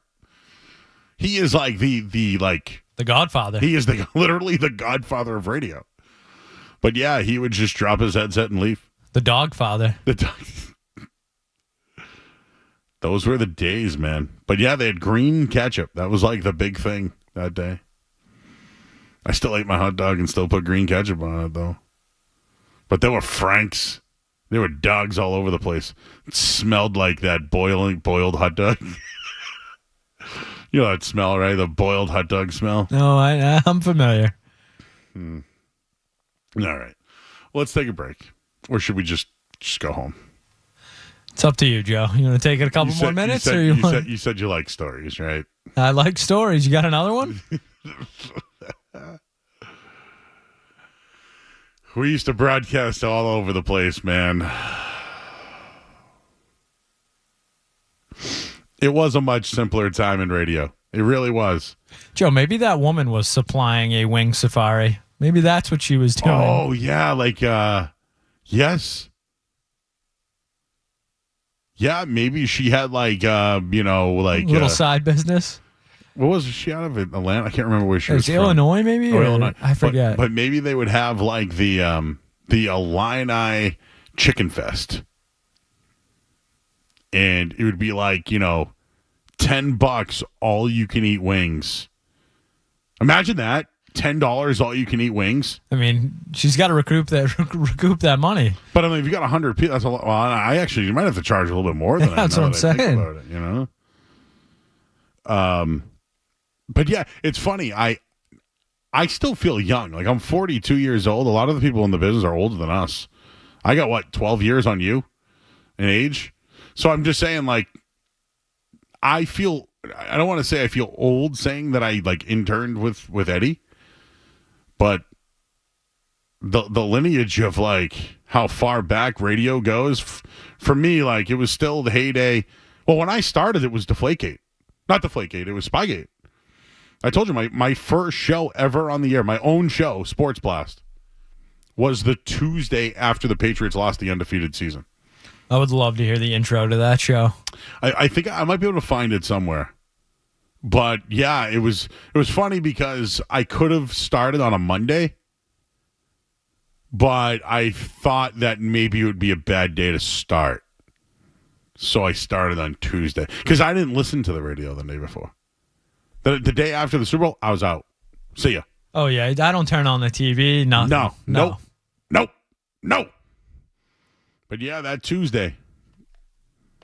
I'm sure I can find the date. I think I might have it somewhere. But we used to use CD discs, though. Well, we talked about skulls, umbilical cords, toes,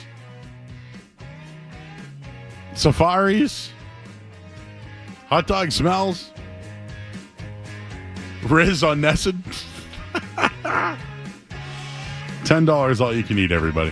All right, we got to get out of here. Thanks to James Scaramuzzino. I'm Joe Murray. We're back here tomorrow night, 7 o'clock, same time, same place. You're on 98.5 The Sports Hub.